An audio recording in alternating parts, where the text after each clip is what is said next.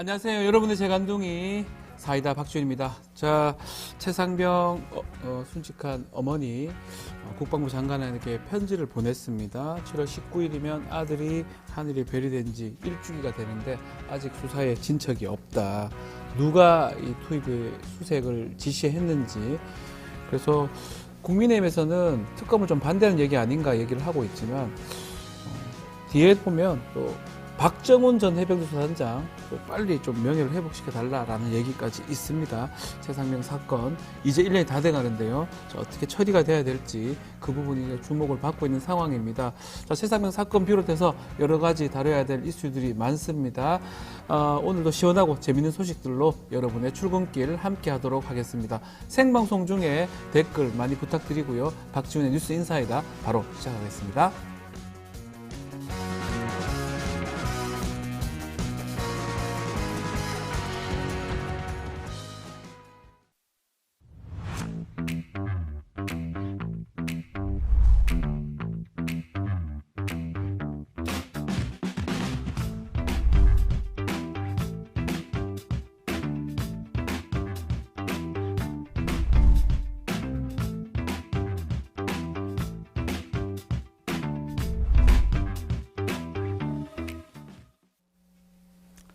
자, 바쁜 아침 꼭 알아야 할 뉴스들만 엄선해서 전해드리겠습니다. 듣기만 해도 이해가 쏙 뉴스픽.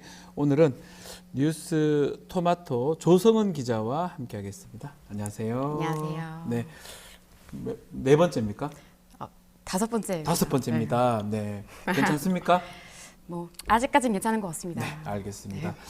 자, 지난 시간에 건의기에서 김건희 여사 명품백 수수 의혹 신고 종결 처리했다. 뉴스 전해드렸는데요. 건의기하고 별개로는 이 검찰 해당 사건 수사 진행 중입니다. 자, 결국 이 검찰 수사를 앞두고 대통령 해외 순방 동행한 김건희 여사 아직까지 조사 밝혀지지 않는 상황인데 검찰 얘기 좀 더 해보면 이재명 대표를 어제 기소를 했네요. 네, 수원지검 형사 6부가 어제 이재명 더불어민주당 대표를 네. 쌍방울 대북 송금과 관련해서 제3자 뇌물 등의 혐의로 불구속 기소했습니다.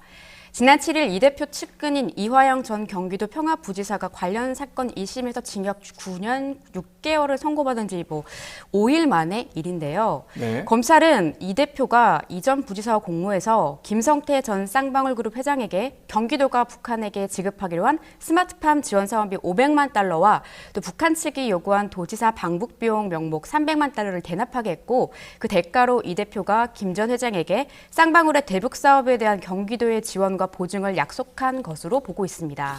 자, 기소할 것 같다는 얘기도 많았는데 진짜 기소를 했어요. 이재명 대표 반응 어떻습니까? 이재명 대표는 검찰의 기소 소식에 검찰의 창작이라고 이렇게 꼬집으면서 어이없다는 반응을 보였습니다. 네. 또 이화영 전 부지사의 1심 판결에 대해서도 말 같지 않다고 했는데요. 김성태 전 회장과 자신이 통화를 했다는 판결 내용에 황당하다는 입장을 밝힌 겁니다. 네. 아마 제3자 뇌물죄입니다. 쉽게 말하면 북한이 그 뇌물을 받은 쪽이고 이재명 대표를 위해서 뇌물을 받았다. 이런 내용으로 읽히기 때문에 그런 내용이기 때문에 황당하다 이렇게 표현했을 것으로 보이는데 몇 번째 기소입니까 지금? 민주당 분위기는 또 어때요? 10번째 기소고요. 10번째 기소요? 네. 이번 추가 기소로 재판이 이제 4개로 늘고 있습니다. 재판이 4개죠. 민주당은 명백한 정치 기소이자 정적을 제거하기 위한 수사농단이라고 반발했는데요. 한민수 민주당 대변인의 논평을 통해서 검찰이 또다시 야당 탄압, 대통령의 정적 죽이기에 나섰다. 검찰은 왜 지난해 영장 기각 후에 기소하지 않고 이제 와서 추가 기소하냐 이렇게 지적했고 네. 민주당 검찰 독재 정치 탄압 대책위원회가 기자회견을 열었습니다. 검찰 독재 정권이 정적을 제거하기 위해서 수사권과 기소권을 남용해 수사농단을 벌인 실체를 반드시 밝혀내고 그 책임을 묻겠다. 이렇게 강하게 의지를 밝혔습니다. 네. 또 민주당 정치검찰 사건 조작 특별대책단은 쌍방울에게 매수를 당해서 대북 송금 재판에서 증언을 번복했다는 의혹을 받는 안부수, 아태평화교류협회장과 쌍방울을 고발하고 대북 송금 특검법 처리도 속도를 내기로 했습니다. 자, 국민의힘 입장도 있을까요? 네, 이재명 대표 사법 리스크가 현실화됐다 이렇게 보고 있는 것 같습니다. 박준태 국민의힘 원내대표는 또 같은 날 논평을 냈습니다. 이재명 대표의 독선적 리더십과 고집이 아무리 강해도 검찰과 사법부의 시계는 멈추지 못할 것이다. 쫄리면 지는 것 이렇게 비판했습니다. 자, 지금 네. 있습니다. 사실은 판사 선출제랑 또 판결 결과에 대해서 판사를 처벌할 수 있다. 뭐 이런 법 왜곡죄 추진을 지금 민주당이 하고 있는데 네. 여기에 대해서도 박 원내대변인이 좀 비판하는 입장을 보였습니다. 이 대표를 위해서 검사를 탄핵하고 유죄가 선고되면 판결을 내린 판사마저도 탄핵하겠다는 선언, 이거는 입법 쿠데타나 다름이 없다. 국정을 마비시키고 헌정을 논간하겠다는 엄포라고 이렇게 질타했는데요. 나경원 의원도 자신의 SNS에 이 대표와 민주당의 조직적인 사법 방해가 본격화될 것으로 보인다. 그리고 다수 의석수 권력을 앞세워서 2심 재판부를 또 얼마나 괴롭힐지 걱정이다. 재판관에 대한 겁박은 법치에 대한 도전이며 국민에 대한 배신이라고 글을 게재했습니다. 자, 법사위에서 지금 이화영 부지사 관련 수사 자료, 재판 자료를 제출하라 이렇게 요청을 했네요. 네, 민주당이 결국 단독으로 법사위 전체 회의를 열어서 대북 송금 사건의 진실 규명에 대한 강한 의지를 표명했는데요. 박균택 법사위원은 회의에 참석해서 행정부에 김성태, 방용철, 이화영 전 부지사의 출정 기록과 또 이들에 대한 변호인 접견 기록, 별건 수사 관련 내용, 그리고 이화영 사건 판결문을 제출하라고 요청했습니다. 네. 이성윤 법사위원도 무도한 윤석열 검찰 정권과 무도한 검찰을 개혁하는데 최선을 다하겠다고 결의를 다졌습니다. 민주당은 앞으로 국민의힘의 참여를 무작정 기다리지 않고 국회법에 따라서 법사위를 운영하겠다는 방침입니다. 판결문 일단 공개하지 않겠다라고 했던 부분, 그리고 뭐 연어 초밥인가요? 그 사건이 있었는데 바로 선고가 됐다는 거, 그리고 국정원에서 자료가 공개가 됐는데 쌍방울 주가 조작 관련 문건이죠. 그럼에도 변론 제기하거나 선고 연기하지 않고 재판 선고됐다는 거. 막 그런 것 때문에 국회 법사위에서, 국회 법사위는 법원하고 관련성이 있습니다. 자료를 제출 요구를 하는 거로 보입니다. 자, 댓글들이 좀 있습니다. 우리 조성원 기자, 이뻐요 젤리스님입니다. 네. 감사합니다. 네. 긴장하지 마십시오. 네. 자, 증거가 차고 넘치는데 뭐 기소냐 뭐 이런 얘기도 있고요. 최윤님이 김성태, 안부수, 김태균 이들의 연결고리를 조사해야지, 수사해야지 이렇게 얘기를 합니다.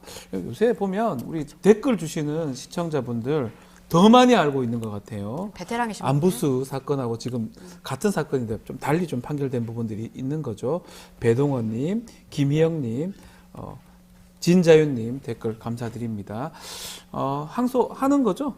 이화영 부지사는 이미 네. 지난 10월에 항소장 제출했습니다. 항소했군요. 그리고 검찰도 죄질에 비해서 네. 선고가 너무 가볍다는 가볍다. 뭐 이유를 들어서 9년 6개월. 네, 예. 맞항소했고요. 네. 네, 쌍방 항소가 된 상황이네요. 자, 항소심 과정도 한번 지켜봐야 될 것 같고요. 자, 법사위 전체 회의 어제 열렸는데 최상범 특검법 발의를 했다면서요. 네, 법사위가 최상범 특검법의 상정을 완료했습니다. 네. 관례상 법률 제정안이 20일의 숙려 기간을 거치는데 정청래 법사위원장은 위원회 의결을 거쳐서 숙려 기간을 생략하기로 했습니다. 네. 이걸 두고 신속하게 법안을 본 궤도에 올려서 처리하려는 의지가 엿보인다. 즉 속도전에 돌입했다는 평가가 나오고 있는데요. 22대 국회 상임위 중 법사위를 가장 먼저 가동한 겁니다. 네. 자, 법사위원장 선출 이틀 만에 지금 법안 상정 마쳤는데 속전속결을 봐야 될 것 같은데 7월 초까지 처리가 가능한 겁니까? 법사위 간사인 김승원 민주당 의원이 네. 어제 CBS 라디오 김현정의 뉴스쇼에 나와서 최상병 순직 날짜가 작년 7월 19일이고 네. 또 수사 외압이 들어왔다는 집중된 통화 기록이 7월 말에서 8월 초 사이인데 대개 1년 지나면 통화 기록이 말소된다면서 거부권을 뭐 예상하면 7월 초까지는 특검법이 통과돼야 재의결까지 타임라인이 맞는 것 같다 이렇게 말했습니다. 네. 민주당은 오늘 오전 정책위원 총회를 열어서 당론 법안을 심의 의결하고 법안 처리 기간을 단축하는 국회법 개정안을 발의해서 입법에 더욱 속도를 낼 전망입니다. 국민의힘은 지금 국회 일정 거부하고 있죠. 네. 근데 지금 상임위 계속 열어서 법안 처리하면 여당도 계속 이렇게 보이콧하기는 좀 힘들 것 같은데 어떻게 보십니까? 아무래도 수적으로 좀 열세하다 네. 보니까 뭐 현실적으로는 그럴 거란 전망이 우세하지만 아직까지는 맞서겠다는 입장을 고수 중입니다. 네. 국민의힘은 강제 배분된 상임위 활동에 참여하지 않고 민생과 현안에 집중하겠다는 입장인데요. 집권 여당으로서 시급한 현황은 정부 시행령으로 해결하겠다는 겁니다. 네. 장동혁 국민의힘 원내수석 대변인은 어제 국회에서 기자들을 만나서 야당이 법사위원장 자리를 다시 여당 야당에 돌려주는 등의 입장 선회가 없는 이상 추가 회동은 의미가 없을 것 같다고 말했습니다. 국민의힘은 11일에 에너지 특위를 열어서 동해 심해가스전 개발 프로젝트를 논의했고 네. 어제는 재정세제 개편 노동교육개혁 재난안전특위와 또 의원총회를 열었습니다. 정청래 법사위원장이 국민의힘한테 7개 상임위원장 자리 줄 때 지금 받아라 이런 얘기를 했어요. 줄 때 받아라. 줄 때 받아라. 예. 어제 김어준의 점수는 힘들다 뉴스 공장에 출연하셔서 상임위원장 7개 자리 줄 때 받으시라. 네. 안 가져가겠다고 하는데 책임 있는 야당으로서 언제까지 일 안 할 수는 없다 이렇게 말씀하셨는데요. 민주당은 국민의힘이 원구성 협상에 응하지 않으면 기다려주지 않고 그냥 국회법대로 처리하겠다 이런 입장에 변화가 없다는 것을 강하게 피력하고 있는 중입니다. 네. 박찬대 원내대표도 지난 10일 최고위원 회의에서 산적한 민생 현안이 얼마나 많은데 국회가 일을 못하게 농구성하고 떼쓰고 있냐.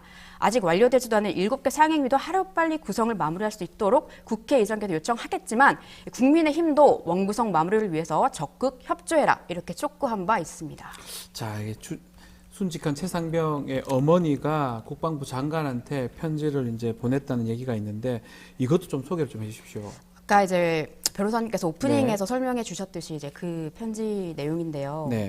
7월 19일이면 이제 최상병이 순직한 지 이제 1주년이 된다. 근데 아직도 수사에 진 적이 없다. 누가 그날 유속의 빠른 흑탈문에 우리 아들을 투입시켜서 수색을 시켰는지 한 점의 의혹도 없이 빠르게 경찰 수사가 종결되도록 부탁드린다. 네. 이런 내용이고 그 진실이 밝혀져야 내가 살아갈 수 있다. 이런 호소를 계속 하셨는데요. 그러면서 또 우리 아들 사망사고를 조사하시다가 고통을 받고 계신 박종훈 전 해병대 수사단장님이 군인으로서 명예를 회복하고 또 선처를 해주셨으면 좋겠다 이렇게 부탁하셨습니다. 네, 알겠습니다. 명백히 좀 밝혀내고 사고 책임을 좀 물어달라 이렇게 얘기를 했습니다.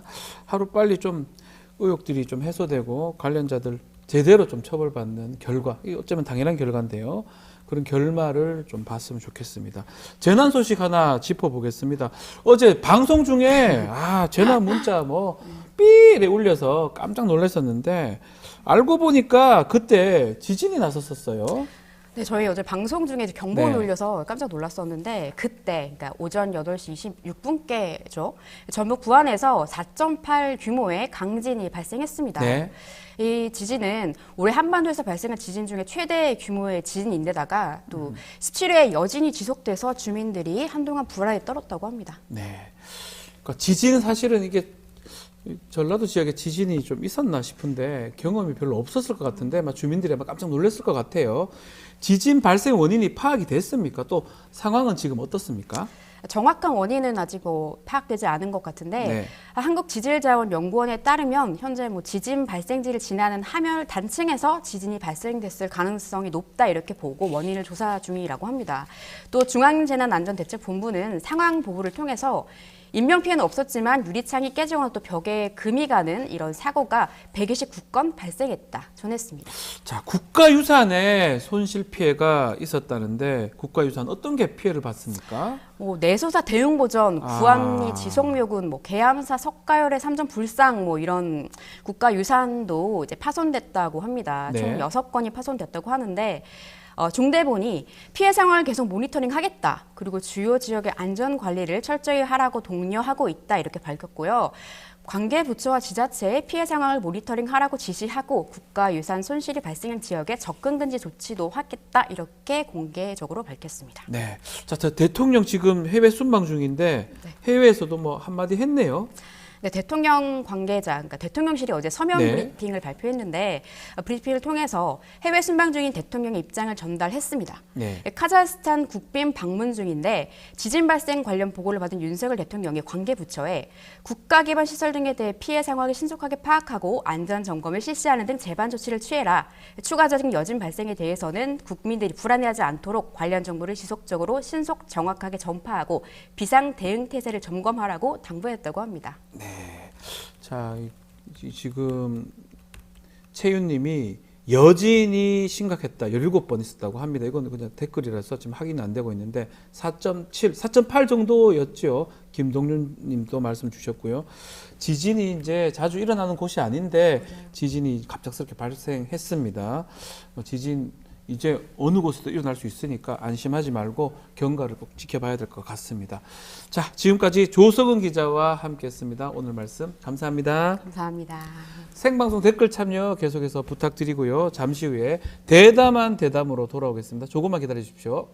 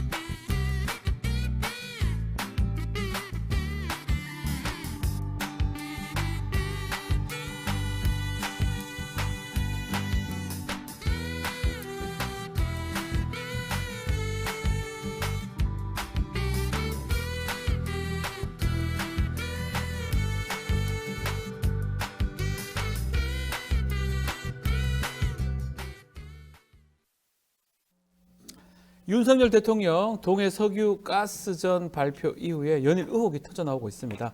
정부가 TF 꾸려서 좀 해명에 나서고 있지만 의혹이 아직 깔끔하게 해소되지 않는 그런 모양새인데요. 대통령 깜짝 발표 이후에 온 나라가 지금 들썩이고 있는 가운데 대통령이 쏘아올린 공, 그 가스전 논란, 또 중요한 민생 현안 같이 한번 살펴보겠습니다.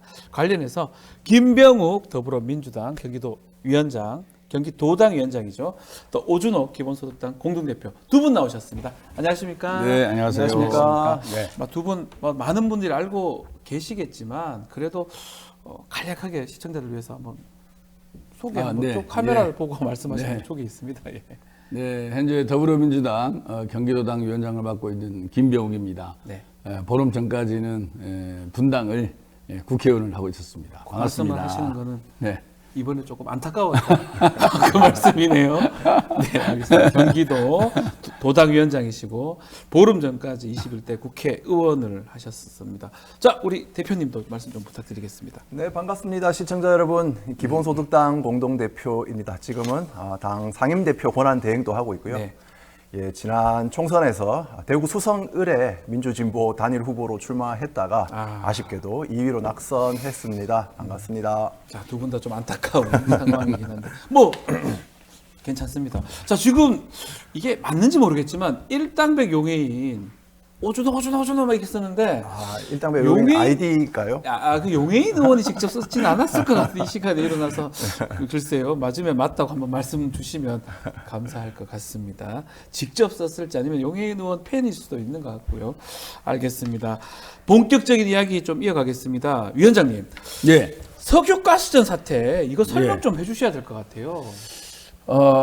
설명을 해드리면 네.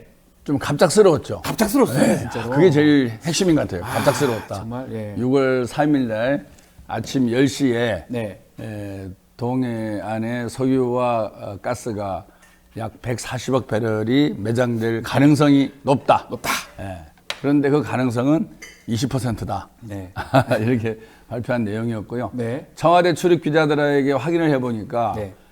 기자들한테도 어떤 기자는 5분, 어떤 기자는 10분인 그러는데 네. 어찌됐든 9시 한 50분, 55분에 공지가 나왔답니다. 네. 대통령이 긴급 브리핑을 하겠다. 근데 그 내용은 기자들도 전혀 모르고 있었죠. 네. 그래서 그렇게 대통령이 발표하고 나서 여러 가지 의혹들이 제기가 됐죠. 제일 큰 게 과연 가능성이 몇 %냐. 제일 큰 거였고요. 두 번째, 과연 1km 이상의 깊은 수심에서 채취를 하는데 과연 채산성이 있는 건지 그런 것들에 대해서도 분석이 됐느냐. 그다음 또 하나가 액트지오라고 얘기하는 그 탐사 전문 기관에 대한 신뢰가 엄청나게 이제 거론이 됐었죠. 1인 회사다, 뭐 세금도 찬압을 하고 있었다. 과연 이 회사에 이런 국가 대사를 맡기는 게 맞느냐, 뭐 이런 것들이 제기가 됐었고요. 저는 이제 그 당일날 아침 10시에 발표하는 시점이 과연 대통령으로서 선택한 시점이 맞는 건지, 되게 주식시장에 미치는 영향이 주식시장. 워낙 큰 건데 이렇게 발표를 성급하게 장중에 하는 것이 맞는지 이런 문제 제기도 했었고요. 네. 전반적으로는 과연 그렇게 시급하게 그렇게 국민들을 깜짝 놀라게 할 만한 이슈를 대통령이 직접 그 시간에 발표하는 것이 적절했냐. 그리고 그것들이 과연 정말로 대통령이 발표할 만큼 무게감과 그다음에 가능성과 그다음에 경제성과 대한민국의 미래를 위해서 과연 바람직한 건가. 이런 부분에서 많은 제기가 있었고 결국에는 국면 전환용 아니냐 이런 어떤 의심을 자초하는 그런 발표였다고 생각합니다. 그 부분이에요. 왜 하필 직접 그 시간에 굳이 직접 발표를 했느냐. 그 부분 대표님은 어떻게 보십니까? 왜 직접 하셨나? 10시에 오전에. 그래서 왜 갑자기 그때 했느냐, 국면 전환용 아니냐라는 어떤 지적에 대해서 대통령실이 또 이렇게 답변을 했더라고요. 지금 국민들이 코로나로부터 회복되고 있는데 아직 회복도 제대로 안 됐고 또 고물가, 고금리로 얼마나 고통스럽냐. 그래서 국민들에게 희망을 주기 위해서 발표를 한 거고 총선 전부터 충분히 검토했으나 정치적 목적이었으면 총선 때 발표하지 않았겠냐라는 식으로 얘기를 하시더라고요. 그런데 저는 좀 믿기지가 않았습니다. 왜냐하면 그 발표하던 때에 한국 아프리카 정상회의가 열리고 있었는데 회담이 연속적으로 열리는 그 사이에 갑자기 대통령이 나타나서 발표를 하고 또 회담을 해야 한다면서 또 사라지셨어요. 아프리카 정상들과 회담을 하다가 갑자기 우리 국민들이 너무 힘들다고 생각을 하셨는지 갑자기 이제 국민들에게 희망의 메시지가 필요하다고 생각하셨는지 모르지만 사실 이것도 어떻게 보면 외교적 결례일 수 있을 것 같습니다. 결례일 수도 그 있다. 대체 그때 해야 할 이유가 없었던 것이죠. 충분히 검토했다면 다음 기회에 이제 해도 되는데 왜 산자부나 대통령실 측근조차도 모르게 했을까? 그리고 충분히 검토했다면서 대통령이 발표하는 이 기본 개념들이 사실 많이 틀렸어요. 틀린 것도 많았어요. 예를 들어 뭐 매장량이 얼마다고 발표했는데 이것은 그 업계에서 시추를 해서 확인되고 나서는 할 수 있는 말입니다. 지금은 뭐 잠재적인 자원량 정도로 이야기를 해야 된다는 것이죠. 그래서 저는 이게 신중하게 검토해서 발표했다는 말은 전혀 못 믿겠고 실무진에서는 뭐 이런 검토를 했을지 모르지만 대통령을 잘 이해하고 있지 않다가 최혜병 수사 외압 같은 의혹들이 계속 쏟아지고 더 이상 이 피할 수 없는 상황이 되었을 때 이것을 발표함으로써 진짜 말씀하신 것처럼 전국 전환을 해야 되겠다. 그런데 대통령이 이 사안을 잘 이해하고 있지 못하기 때문에 질문을 받으면 잘 대답할 수가 없는 거예요. 그래서 한 아프리카 정상회담 하필 그 시간을 딱 골라서 긴급하게 발표하고 다른 회담이 있다면서 사라지신 거죠. 그래서 사실 저는 자원 개발이라는 것은 매우 중요한 국가적인 사안이고 전문가와 국민들이 잘 따져봐야 되는 일인데 이런 식으로 일을 처리해서 오히려 의혹만 더 부추기고 국론이 더 분열됐다. 대통령실이 말씀하신 국민에게 희망을 과연 주었는가 묻고 싶습니다. 그 아브레우 대표가 이제 기자회견을 했잖아요. 그러면 조금 의혹이 좀 해소되거나 좀 될 거라고 생각했었는데 산자부 해명도 그렇고 아브레우 그 대표가 고문 기자회견 뭔가 해명이 더 풀리는 것 같지는 않다는 얘기도 있습니다. 어떻게 보셨습니까? 그렇죠. 이브레우 그 양반이 6월 6일 날 귀국했죠. 귀국했습니다. 방한을 했죠. 방한을 해서 귀국은 몇 아니죠. 가지 한국 사람은 그러니까 아닙니다. 방한을 한 거죠. 제가 용어를 저도 수정을 했습니다. 방한을 했는데 많은 기자들의 질문에 뭐 나름대로는 답변을 했는데 그 이후에 또 산자부의 해명도 조금 석연찮은 게 몇 가지 있었어요. 제일 큰 것이 뭐였냐면은 그 회사가 이제 소위 영업사라고 합니다. 미국에서는 영업사의 체납 사실이 있었는데 이런 중요 계약을 함에 있어서 영업사의 체납 사실을 모르고 계약한 거 아니냐라고 답변을 했을 때 산자부에서 그거는 우리의 실수다라고 인정을 해버렸어요.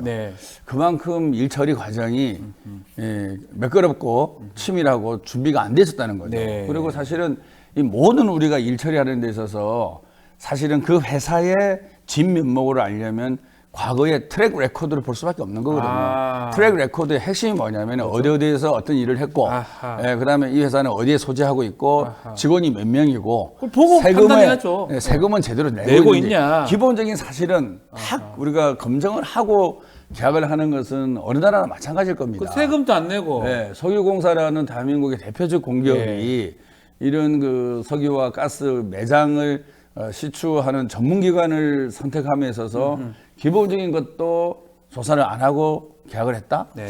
그럼 무언가가 있었기 때문에 이러지 않았을까라고 충분히 국민들은 의심할 수밖에 없는 거죠. 아하. 근데 그 부분을 산자부가 또 쿨하게 우리 잘못이다. 인정을 하더라고요. 그런 걸 보면은 뭔가 우리가 좀 더 알아야 될 또 알 수밖에 없는 그런 일들이 있지 않았을까라는 생각은 하고요. 저는 정말 이 문제는 우리가 대한민국이라는 나라가 정말 작은 나라에서 세계 10대 경제 강국을 이루고 있지 않습니까? 네. 그런 부분에서 자원이 참 아쉬운 부분 중에 하나죠. 정말 아쉽습니다. 아, 기름 자원만이라도 넣으면 좋죠. 있으면 우리가 얼마나 더 우리가 날개를 펴고 아, 기름 나한테 싫어할 사람 누가 있습니까?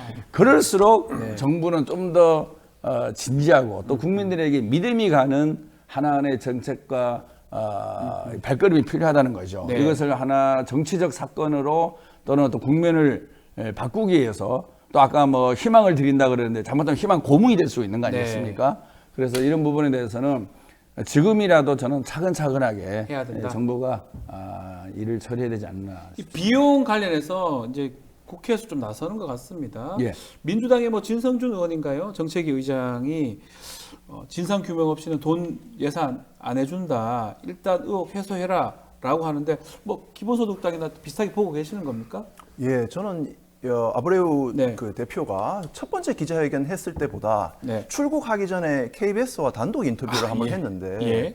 그때 의혹이 더 증폭돼서 아. 이런 정말 정치권으로부터 좀 각성을 하게 만드는 계기였다고 생각합니다. 네. 그 참 뭐 이른바 박민의 방송이라 불리는 KBS와 아, 단독 KBS 요. 인터뷰를 예. 했는데 예. 의혹에 대해서 해명을 하려고 했던 것 같아요. 근데 저는 그거를 보면서 상당히 위험할 수 있겠다라는 생각이 들었는데요. 아브레우 대표가 이렇게 말했습니다. 이 유망 구조를 한 7개 발견했는데 이 중에서 자기라면 위험 부담이 작은 것부터 파겠다라고 하면서 그 말 속에서 석유공사에 그러한 조언을 해주겠다라는 식으로 이야기를 했어요. 다시 네. 말해 석유공사의 와는 이런 시추 대상지를 결정하는 것까지도 컨설팅 계약이 되어 있는 것으로 네. 보입니다.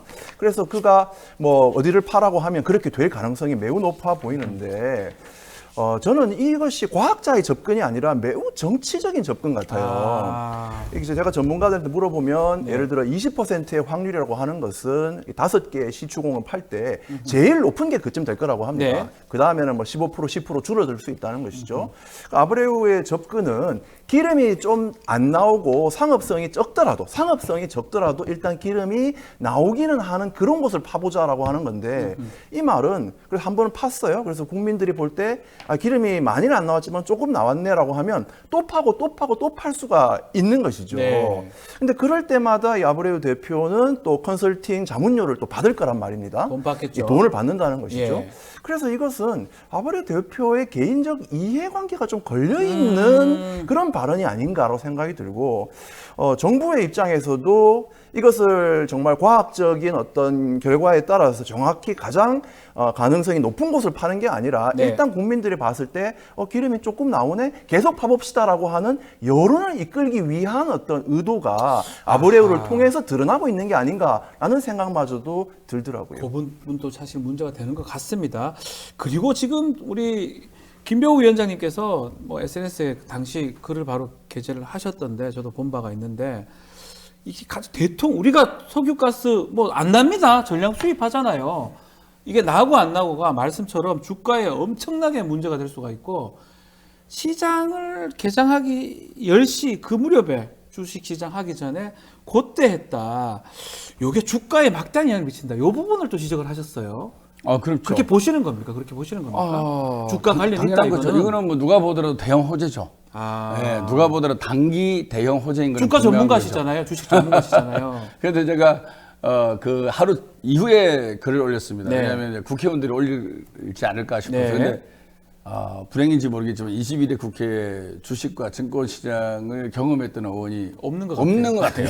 저희 그래도 부족해 21대에는 보입니다. 한 3명이 있었거든요. 네. 3명이 있어서 저하고 이용우 의원하고 홍성국 의원이 서로가 이렇게 이제 코멘트도 달고 했는데 주식 전문 22대는 자본시장 출신들이 없어서 그래서 그 다음 날에 올렸습니다. 네, 네. 하루에 열을 두고 네. 올렸는데 지금 주식 투자자들이 1,400만입니다.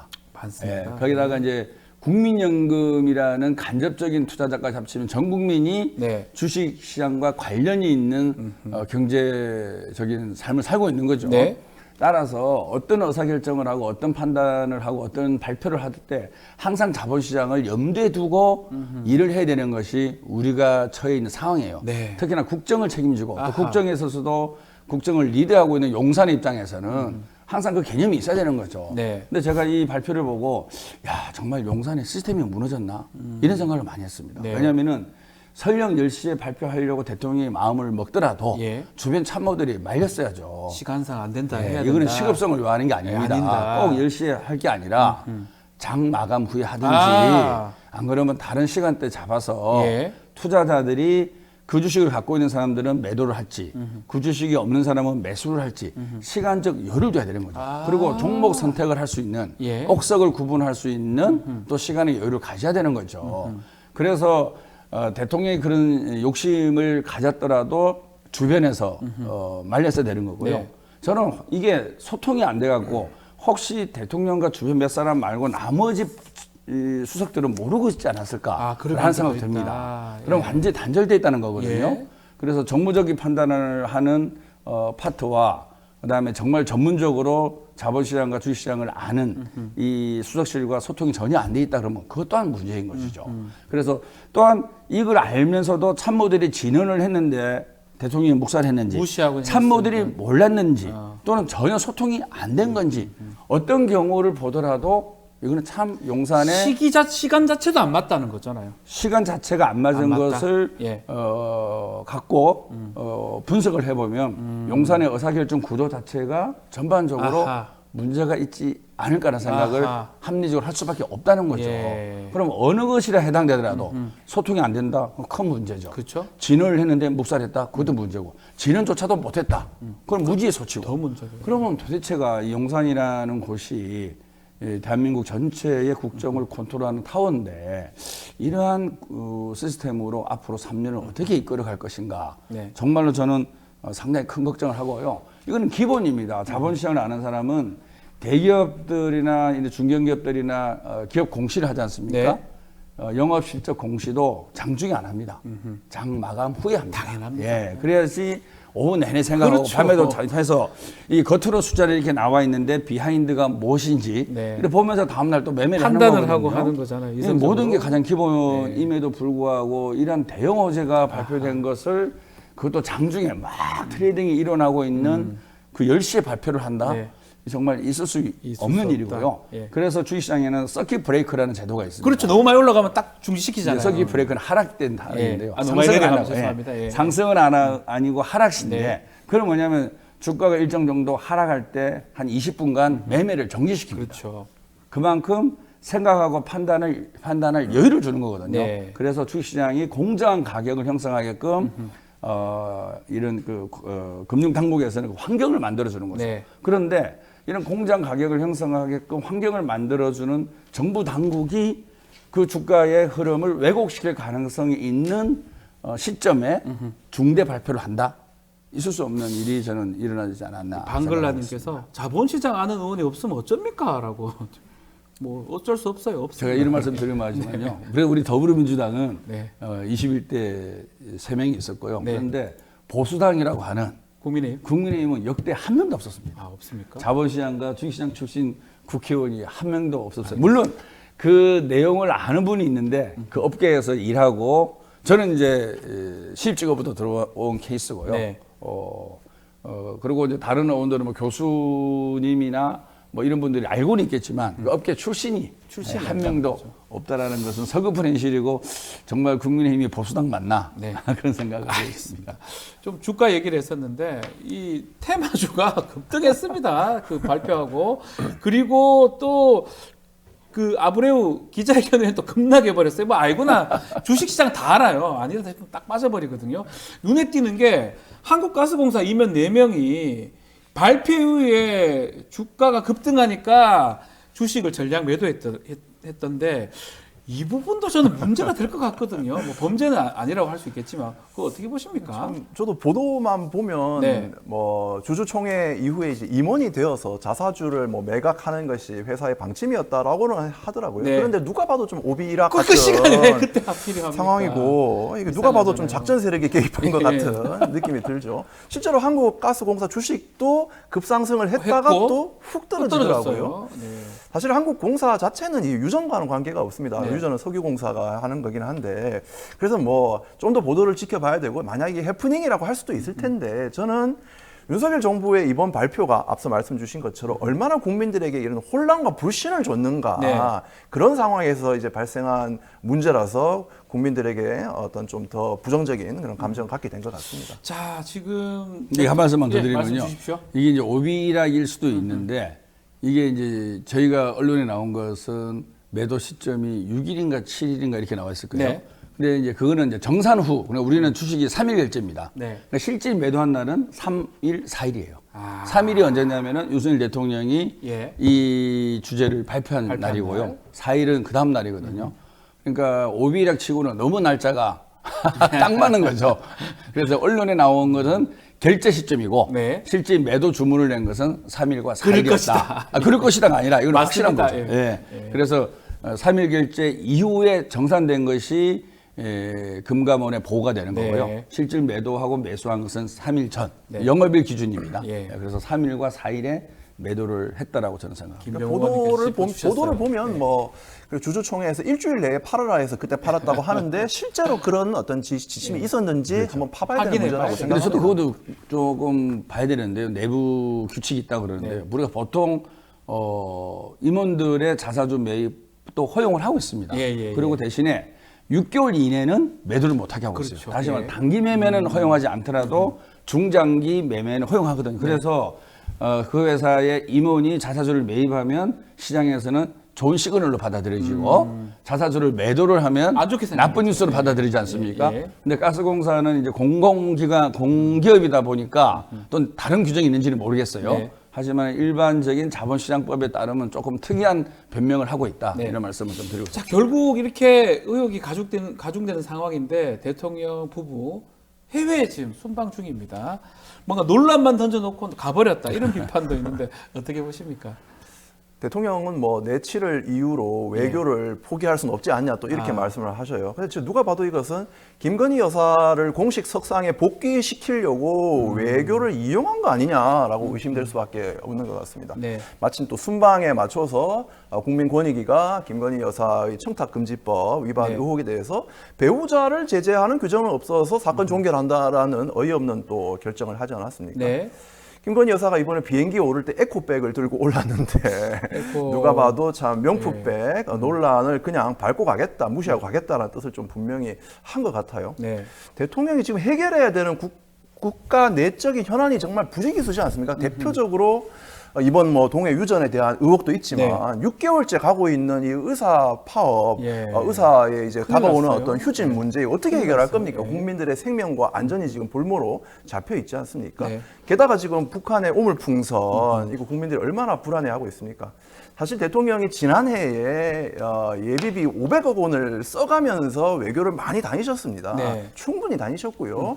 지금은 이 국내 문제 해결에 먼저 좀 집중을 하셔야 될 때다라고 생각합니다. 그러한 외교를 김건희 여사 방탄에 이용하는 것 같아서 매우 좀 씁쓸하네요. 어떻게 보십니까, 위원장님께서는? 정말 외교 필요하죠. 필요하죠. 네, 가야 근데 되면 과유불급이 아닌가 싶습니다. 그랬더니 예. 이번에 방문한 나라 중에서 카자흐스탄은 두 번째 방문한 나라입니다. 네. 예, 우리가 한 나라를 대통령이 두 번 방문하는 것은 미국과 일본 정도 아니면 사실은 거의 없던 케이스 아니겠습니까? 예. 물론 이제 대외적인 명분은 뭐 여러 가지 우라늄이라든지 이런 뭐 리튬이라든지 네. 우수한 자원과 안정적인 공급망을 확보하기 위해서 간다. 그리고 대한민국의 차가 잘 팔린 나라입니다. 그 나라가. 네. 우리나라의 차의 세일에 좀 도움이 되게 하겠다. 물론 저도 반대는 안 합니다. 반대는 안 하는데 굳이 그거를 대통령이 꼭 가서 해야 되는 건지 네. 장관 보낼 수도 있는 거고 다른 외교적 루트가 또 많이 있지 않습니까? 그런 부분에 있어서 또 같은 나라를 두 번씩이나 방문하는 것이 과연 국민들에게 얼마나 설득을 할 수 있을지 또 출국하자마자 다음날 권익위가 김건희 여사에 대해서 면죄부를 주는 네. 발표를 했습니다. 예. 그런다 보면은 사실 이번 방문은 김건희 여사가 대동을 안 해도 저는 충분히 가능한 혼자 가도 되는 거 아닙니까? 그게 국민을 손방은 위한 같이 가야 되나? 국민을 위한 정치적 모양이라고 생각합니다. 근데 굳이 이 김건희 여사를 대동해서 가시고 그 다음 날 권익위가 발표하고 네. 뭐 이런 것을 보면 또 이것 또한 아까 말한 대로 자꾸 불신을 자초하는 그런 환경을 만들어내는 것이 정말 안타깝고요. 네. 정말 대통령의 외교 순방에 대해서는 국민이 박수를 치고 그 성과에 대해서는 정말 좀 환영을 하는 그런 문화가 빨리 만들어져야 네. 되는데 너무 안타깝습니다. 알겠습니다. 자, 오준호 대표님께 좀 질문 드리고 싶은 게 뭐 에너지 좀 전문가이십니다. 그러다 보니까 이번에 가스전 그 개발 계획 발표했던 거 어쩌면 또 세계적 흐름하고는 좀 다른 거 아니냐. 탄소 중립을 좀 얘기하는 건데 글로벌 흐름하고 역행하는 거 아니냐 이런 얘기도 있는 것 같아요. 바로 그 점이 네. 우리가 이번에 동해 유전을이라는 네. 어떤 아주 중요한 사건을 마주하면서도 네. 좀 더 깊이 고민해 봐야 되는 지점이라고 생각합니다. 예, 사실 예. 과거에 인류가 석기 시대에서 청동기 철기로 넘어간 게 돌이 떨어져서는 아니지 않습니까? 네. 지금 이제 탈화석 연료라고 하는 시대적인 흐름이 있는데 그 막바지에 지금 우리가 유전을 발견했다고 해서 또 그게 설령 상업성이 있다고 해서 네. 열광만 한 일은 좀 아닌 것 같고요. 네. 저는 오늘 석유를 캐서 당장 내일 쓸 수 있으면은 장점이 확실히 더 많을 거라고 예, 바로 생각합니다. 콸콸콸 나온다 지금. 그렇죠. 네. 우리 한 해 어쨌든 200조 원 가까이 화석연료를 수입하는 예. 나라로서 또 그게 국가 총수입의 25%가 이르는데 일부라도 대체할 수 있으면 예산을 아껴서 더 좋은 데 쓸 수 있을 거라고 생각합니다. 또 우리나라가 세계 6위의 정유산업 국가 아닙니까? 네. 그런 면에서 중동에서 가져와서 정제하는 그 원유를 대체한다는 점에서 장점이 있을 텐데 네. 문제는 이것을 설령 상업성이 있다 해도 개발을 했을 때 10년에서 15년 이후에나 실제로 사용할 수 있다는 겁니다. 그런데 그 사이에 기후위기의 영향으로 환경 규제는 점점 그렇죠. 강해질 겁니다. 정유산업만 해도 탈황 작업, 이 황을 없애는 작업에 점점 더 많은 비용이 들어가고 있어서 사실 마진이 계속 떨어지고 있는 상황입니다. 네. 또 탄소 국경세 같은 무역 장벽도 높아질 거고요. 반면에 이 태양에너지 같은 재생에너지 가격은 자꾸 떨어지고 있는 상황이죠. 그래서 이 시대는 화석연료에서 벗어나는 방향으로 가고 있는데 지금 이제 유전이 개발되었다면 여러 가지를 따져서 이것이 상업성이 있는지 언제부터 가능한지 같은 것을 충분히 집단 지성을 통해서 수기를 해야 되는 것이지 했었어야 되는데. 자원이 있으니까 캐면 우리 부자 된다 같은 좀 20세기적인 그런 논리에만 머물러 있을 때는 좀 아니라고 생각이 듭니다. 그리고 네. 한 가지만 보태자면은 기왕 이걸 하기로 하면 좀 더 신중하게 만약에 한다고 한다면은 한국 기업들이 이것을 채굴하는 데 참여해서 네. 그 이익이 외국에 나가기보다는 한국 내에서 공유되는 방향도 좀 고민해야 된다라고 생각합니다. 같은 맥락인데 지금 아리백 관련해서 2030년 재생에너지 목표 또 최저입니다. OECD 국가 중에. 결국 아리백 대통령 뭐 선거 중에는 잘 몰랐다 이제 몰랐지만 이제 대통령이 된 거잖아요. 이 부분 나중에 수출하고도 좀 연관성이 있는 거 아닙니까? 계속 꼴찌에서 될 일입니까? 이게? 심각하죠. 사실 대기업 임원들이나 그다음에 오너들을 만나보면요. 네. 그 걱정을 많이 합니다. 걱정스러워요. 네. 잘 모르는 제가 봐서 걱정스러워요. 이제는 수출할 때 과연 그 수출 제품을 네. 어떤 에너지원으로 만들었느냐라는 것을 본다는 게 아리백이 아니겠어요? 그렇죠. 아리백이죠. 근데 우리가 정부의 정책이 이게 이념적으로 지금 진행되면서 뭐 재생에너지 예, 뭐 이런 원전을 계속 더 지으려고 그러고 그렇죠. 합니다. 지금 그렇게 하고 있는 거 아니겠어요? 예. 예, 그것이 물론 정부 정책에 따라서 원전에 대해서 호불호 또는 속도를 조정할 수 있지만 글로벌한 큰 트렌드를 막을 수는 없는 거거든요. 네.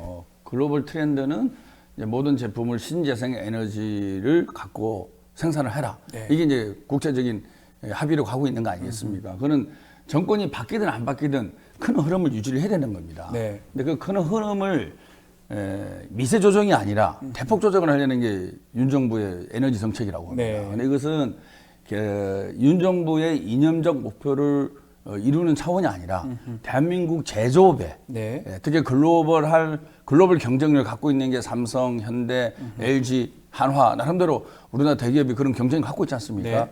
이 기업이 커 나가는 데 있어서 결정적인 장애물로 작용할 수도 있다라는 걱정을 합니다. 네. 물론 정권이 이제 3년밖에 안 남았기 때문에 또 바뀔 수는 있겠지만 어쨌든 한 번 이게 정책이 결정되면 그거 바꾼다는 것도 시간이 꽤 걸리는 거 아니겠어요? 네. 그래서 정권의 이념적 목표를 추구하는 것이 아니라 대한민국의 미래, 특히 정말 이 작은 나라에서 제조업 강국을 만든 나라가 대한민국입니다. 이 대한민국이 계속 글로벌 경쟁력을 유지하고 강화시키게 나가기 위해서는 에너지를 원전이 아닌 신재생 에너지로 시프트해야 된다. 네. 이거는 글로벌한 목적에 우리가 충족을 해야만이 대한민국 제조업이 살아날 수 있다라는 사명감이 저는 필요한 시점이라고 생각합니다. 정리 좀 해주시겠습니까? 예, 뭐 앞서 전문가시니까요. 앵커님께서 네. 그 전북 부안 네. 지진 이야기를 한번 하시더라고요. 네. 이 전북 부안에 지금 4.8의 지진이 났는데 거기서 20km 떨어진 곳에 영광 핵발전소 단지가 맞아요. 있습니다. 맞아요. 거기 영광 핵발전소가 매우 노후화돼서 네. 지금까지 사고가 한 180건 가까이 나는 곳입니다. 우리나라 전체 원전에서도 사고 비중이 매우 높은 곳인데요. 이 원전이 수명이 내년이면 끝나는데 윤석열 정부에서 네. 계속 연장시키겠다고 네. 하고 게다가 원전을 더 짓겠다고 합니다. 사실 윤석열 정부가 재생에너지 산업을 이렇게 억누르고 있는 데는 이 원전을 하여튼 다시 부추기려고 하는 목표가 있지 않습니까? 네. 그런데 이제 말씀 잘 해주신 것처럼 재생에너지를 개발하고 확충하는 것은 단지 기후위기에 대응하는 정도를 넘어서 앞으로 국가 경쟁력, 혁신 경쟁력의 핵심입니다. 아마존 같은 기업들이 한국에 재생에너지가 없기 때문에 이제 투자해서 후순위가 될 거라고 경고하기까지 그렇죠. 했습니다. 예. 그래서 국가적인 비전을 봤을 때 탈원전을 점진적으로 해 나가면서 재생에너지를 확충해 나가야 되는 아주 그런 국가적인 방향이 분명히 있어야 되는데 거기서 너무나 지금 이탈해 있고 그 이탈해서 다시 복귀할 수 있는 골든 아워가 점점 줄어들고 있는 것이 너무 안타까워서 안타깝다. 이번 국회가 정말 집중적으로 좀 해결해야 되는 문제가 이 에너지 정책의 방향을 바꾸는 거다 이렇게 생각을 합니다. 알겠습니다. 아유, 좀 해야 될 얘기가 좀 더 많은데 오늘 시간이 다 돼서 오늘 이야기는 여기까지 끝입니까? 끝입니까? 다음에 또 더 모셔서 스튜디오 모셔서 또 말씀 너무 멀어요. 들어보겠습니다. 알겠습니다. 자, 오늘 말씀 감사합니다. 김병욱 위원장, 오준호 대표님과 함께했습니다. 감사합니다. 감사합니다. 네, 수고하십시오. 수고하셨습니다.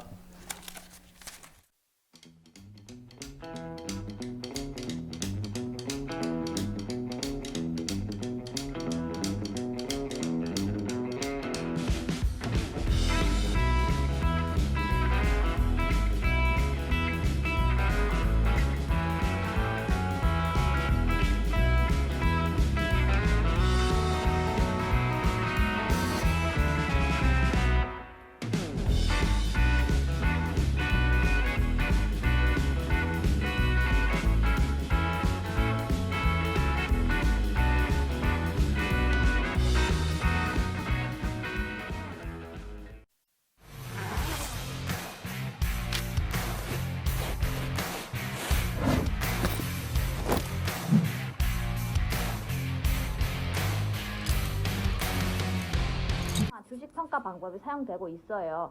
그 다 들어봤죠 이거? 이건 기본이잖아. 이거 모르는 사람 있어? 자, PAR 뭐야? 라는 거. 그치. 그게 주당 시장.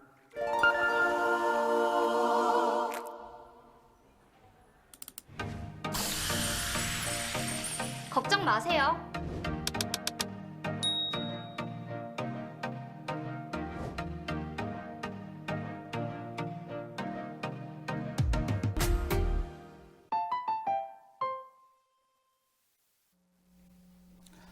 매주 목요일 톡쏘는 정치 이슈 김필성 변호사 또 신주 변호사는 이슈 삼합 시간입니다.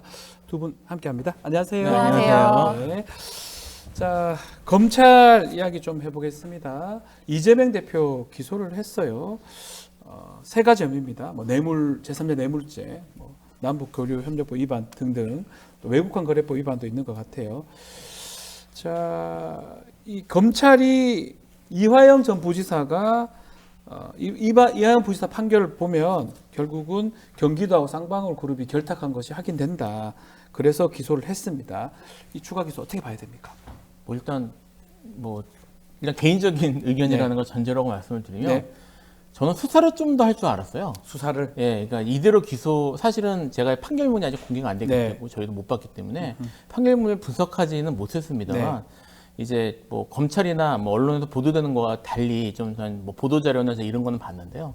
뭐 아직 좀 자료가 부족한 거 아닌가, 수사를 더 할 가능성이 있지 않을까 싶은 생각은 했는데 바로 기소한 것이 조금 저는 이제 좀 급하게 한 것 같다는 생각이 들고요.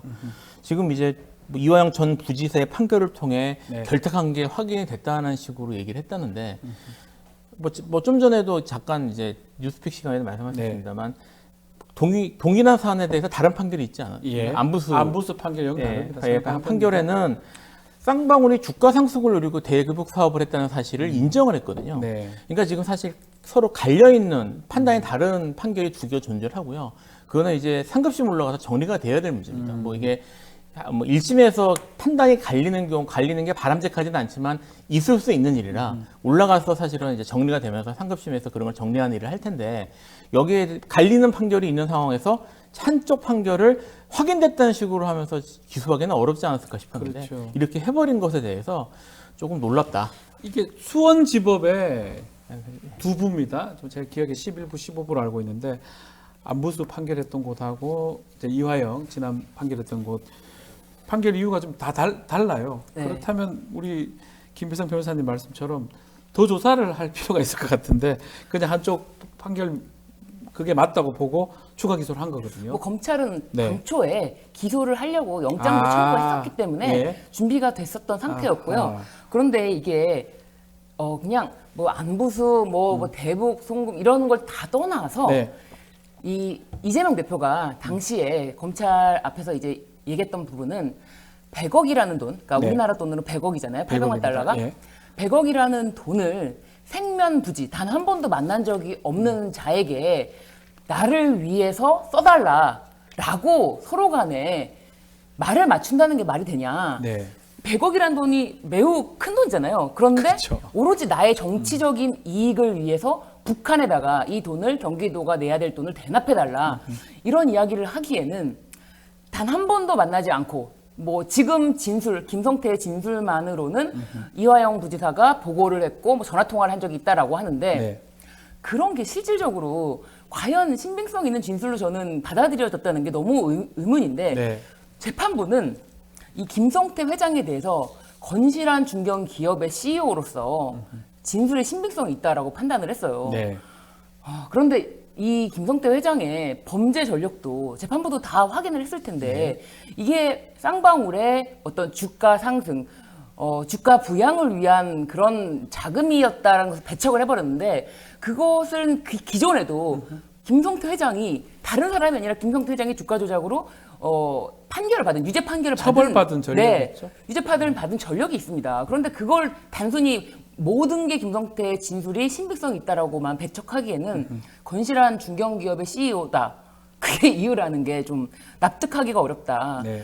그리고 김성태 진술을 뒷받침하는 내용으로는 이화영 전 부지사의 진술 그리고 안보수의 진술이 있었는데 이화영 전 부지사는 진술을 번복을 했어요. 그렇다면 안보수는 왜 진술이 그렇다면은 기존 자신의 판결을 받을 때와 달라졌나? 이 진술의 변경 과정에서 최근에 뉴스타파가 보도한 걸 보면은 쌍방울 측에서 안보수의 딸에게 거처를 마련해 줬다. 아하. 예, 이렇게까지 다 지금 그 아태협회 직원도 그렇고 쌍방울 측 직원도 그렇고 다 이런 교차적으로 지금 내부자의 폭로가 나오고 있습니다. 그렇다면 안보수도 김성태와 마찬가지로 지금 안보수의 그 법정 진술 내용을 보면은 왜 진술이 바뀌었습니까? 네. 그랬더니 제가 당시 초반에는 구속이 돼 있어서 좀 몸이 안 좋고 기억이 나지 않았는데 지금 이렇게 기억을 해보니 새롭게 기억이 분명해졌습니다. 이렇게 발언을 해요. 네. 그런데 진술이 가만히 생각해보면 오래 지나서 갑자기 분명해졌다. 이런 건 재판부에서 배척을 하거든요. 그런데 이걸 받아들여줬다라는 것으로 보여지기 때문에 매우 이런 채택한 진술 내용도 의심스럽다. 그래서 이 안부수 판결문, 이화영 판결문 전부 다 이재명의 제3자 뇌물죄 기소하는 근거로는 매우 빈약하다라고 보여집니다. 이화영 재판을 좀 들여다보면 조금 눈여겨봐야 될 부분이 국정원 문건이 공개가 됐잖아요. 네. 그리고 뭐 연어 초밥 뭐 그 사건들이 있다면 재판부 입장에서는 뭐 변론을 제기하거나 좀 더 심리할 수 있는 아니 그럴 필요가 있는 상황 아니었나요? 그럴 필요가 있는 상황이었죠. 그건 충분히 당연한 이야기고요. 저희가 다 법조인 예. 변호사지만 예. 일반적인 재판부라면 그런 요청을 이제 변호인 측에서 한다면 일반적으로 받을 것 같긴 한데요. 그래 그런 충분히 지금 의혹이나 네. 이런 것들이 상당히 강하게 이제 네. 지역이 됐고, 그래서 적어도 거기에 대해서 추가 자료를 이제 제출을 하고 그러니까요. 변론할 기회는 줬어야 된다고 네, 봅니다. 근데, 최소한. 예, 근데 그런 것들 없이 그냥 판결이 됐고요. 네. 그리고 지금 아까 말씀하셨던 것처럼 그 판결문을 보지 못했습니다. 네, 판결을 공개를 하지 않았어요. 공개하지 않았기 때문에 알 수 없지만 그 나온 그 보도된 내용에 따르면 그 김성태의 진술은 건실한 기업인이라고 믿으면서 예. 믿으면서 국정원 문건을 믿지 안 않았다는 믿죠. 거예요. 안 믿었던 거란 말이 안 말이에요. 되죠. 예. 근데 이제 지금 문제가 제가 좀 전에 말씀드렸던 안부수 판결에서 네. 국정원과 동일한 내용의 판단이 있었고, 그렇죠. 그러니까 이게 국정원이 어쨌든 뭐 정보기관이 수사 정보기관이 이제 만든 보고서를 믿지 못하고 그 주가 조작 정보가 있는 김성태 회장의 말을 믿었다는 것이 과연 이게 믿을 수 있는가? 그리고 그러니까요. 뭐 그런 이제 문제가 있는데 지금 전반적으로 이 수사나 이런 것들에 대해서 의혹을 가질 만한 그런 정황이 발견이 됐으면 어쨌든 한번 들여다보고 네. 그리고 그렇게 하는 것이 절차상으로도 맞았던 것 같아요. 결국은 판사는 그런 겁니다. 쉽게 말씀드리면 이런 배척되는 반대되는 증거가 있으면 어느 증거를 믿을냐예요. 그거를 채택하고 내가 이걸 믿었기 때문에 이런 사실관계를 인정하는 건데, 그러니까 간단하게 말하면 국정원이 진술 증거가 있고 김성태 얘기가 있습니다. 이 둘 중에 하나를 채택을 해야 돼요. 상반된다면, 양립할 수 없다면. 근데 김성태 걸 믿었다는 거잖아요. 근데 이쪽이 맞다는 얘기들이 많이 나오면 한 번 더 심리를 하거나 하는 게, 저도 군 판사를 해봤지만 너무나 당연한 건데, 뭐 본인이 다른 데 인사 가야 되는데 그거 미루고 선고를 하고 가야 된다. 그러면 좀 더 미뤄가지고 선고할 때까지 더 미뤄서 해도 될 것 같은데, 그 부분이 전 좀 납득이, 사실 전 진짜 안 가거든요. 그렇죠. 같은 법조인으로서. 예. 이제껏 끌었는데 뭐 더 끈다고 뭐 이상해집니까? 그러니까 유죄 예단을 가졌다라고 네. 지금 이야기가 나오는 게, 지금 전부 그러니까 한 일방적인 이야기만 듣겠다라는 그 판결문이 공개되지 않았다 하더라도 네. 지금 이 채택된 증거들이 나오지 않습니까? 김성태의 진술이라는 게. 그리고 사실은 판결문이 공개되지 않았지만 이제 기자들이 입수를 해서 이제 어떻게 보면은 일부 보도를 하고 있어요. 그런데 김성태의 진술 위주로만 지금 네. 다 보도가 또 나오고 있어요, 연속적으로. 뉴스타파를 제외하고요.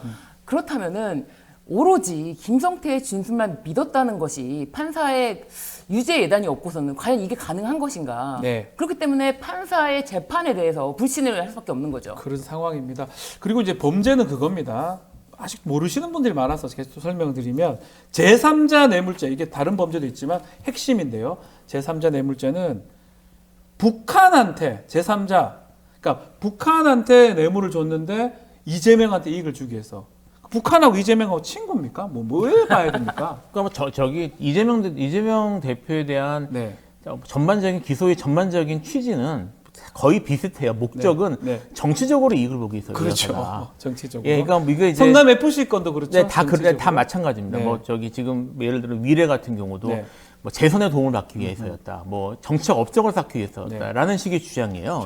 정치 업적 사자에 쌓아야 되는 거 아닌가? 예. 그러니까 모르겠습니다. 근데 이것도 지금 예. 정치적 업적을 쌓기 위해서 했다는 말로 보입니다. 네. 뭐 어떻게 기소가 됐는지 아직 저기 공소장을 제가 보진 못했습니다. 판결문도 아직 안 나왔으니까. 예, 판결문도 아직 안 나왔고 공소장도 아직 총달이 안 된 것 같아요. 얘기를 네. 못 들었으니까 제가.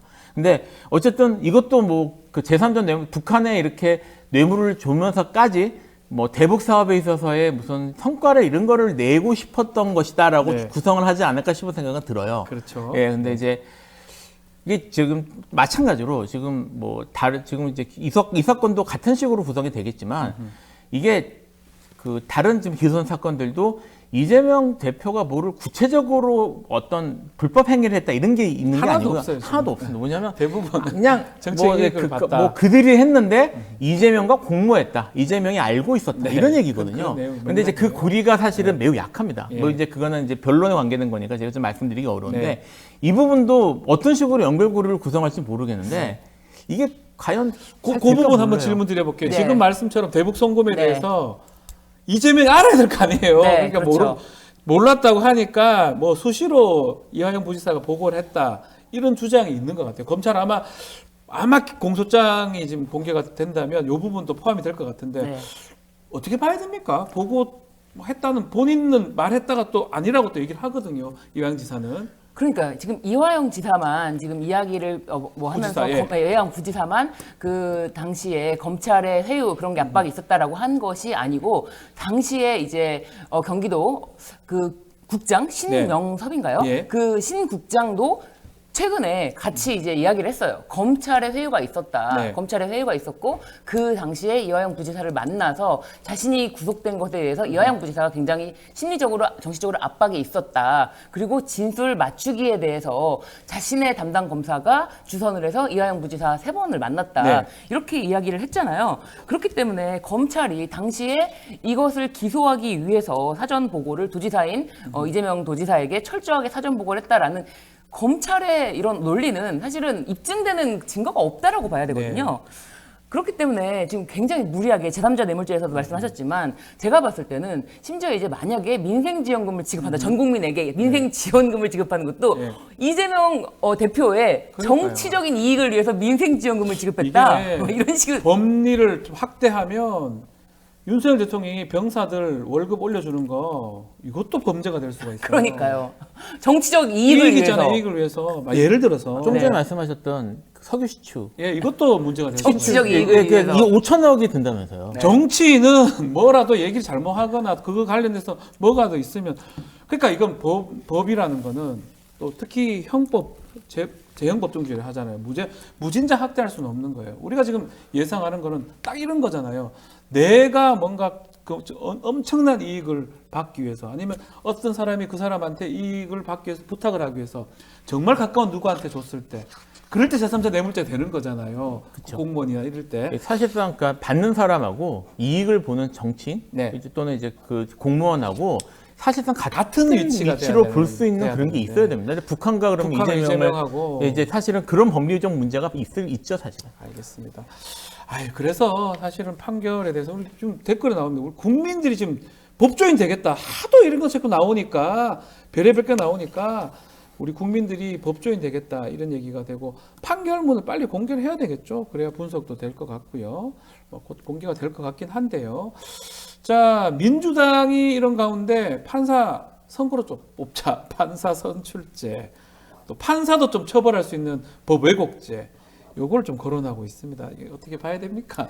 아니 지금 재판에 대한 불신이 네. 이게 단순히 뭐 몇몇이 제기하는 것이 아니라 국민들에 대해서 네. 국민들이 사법부를 불신한다라는 건 굉장히 큰 문제 아닙니까? 그렇죠. 사실은 저희도 이제 상담을 할 때 일단 기본적으로 이제 상담을 오시는 분들은 다 사법부에 대한 불신 갖고 계십니다. 그렇기 기본적으로? 때문에 네. 기본적으로 갖고 계시기도 하고 그리고 뭐 전관 필요한 거 아니냐 이런 이야기도 직접적으로 다 하십니다. 왜냐하면 너무나 믿을 수가 없기 때문에 내가 최소한 그 판사 아니면 나를 뭐 기소할 수 있는 그 검사와 인연이라도 있는 사람을 선임해야 되는 거 아니냐. 네.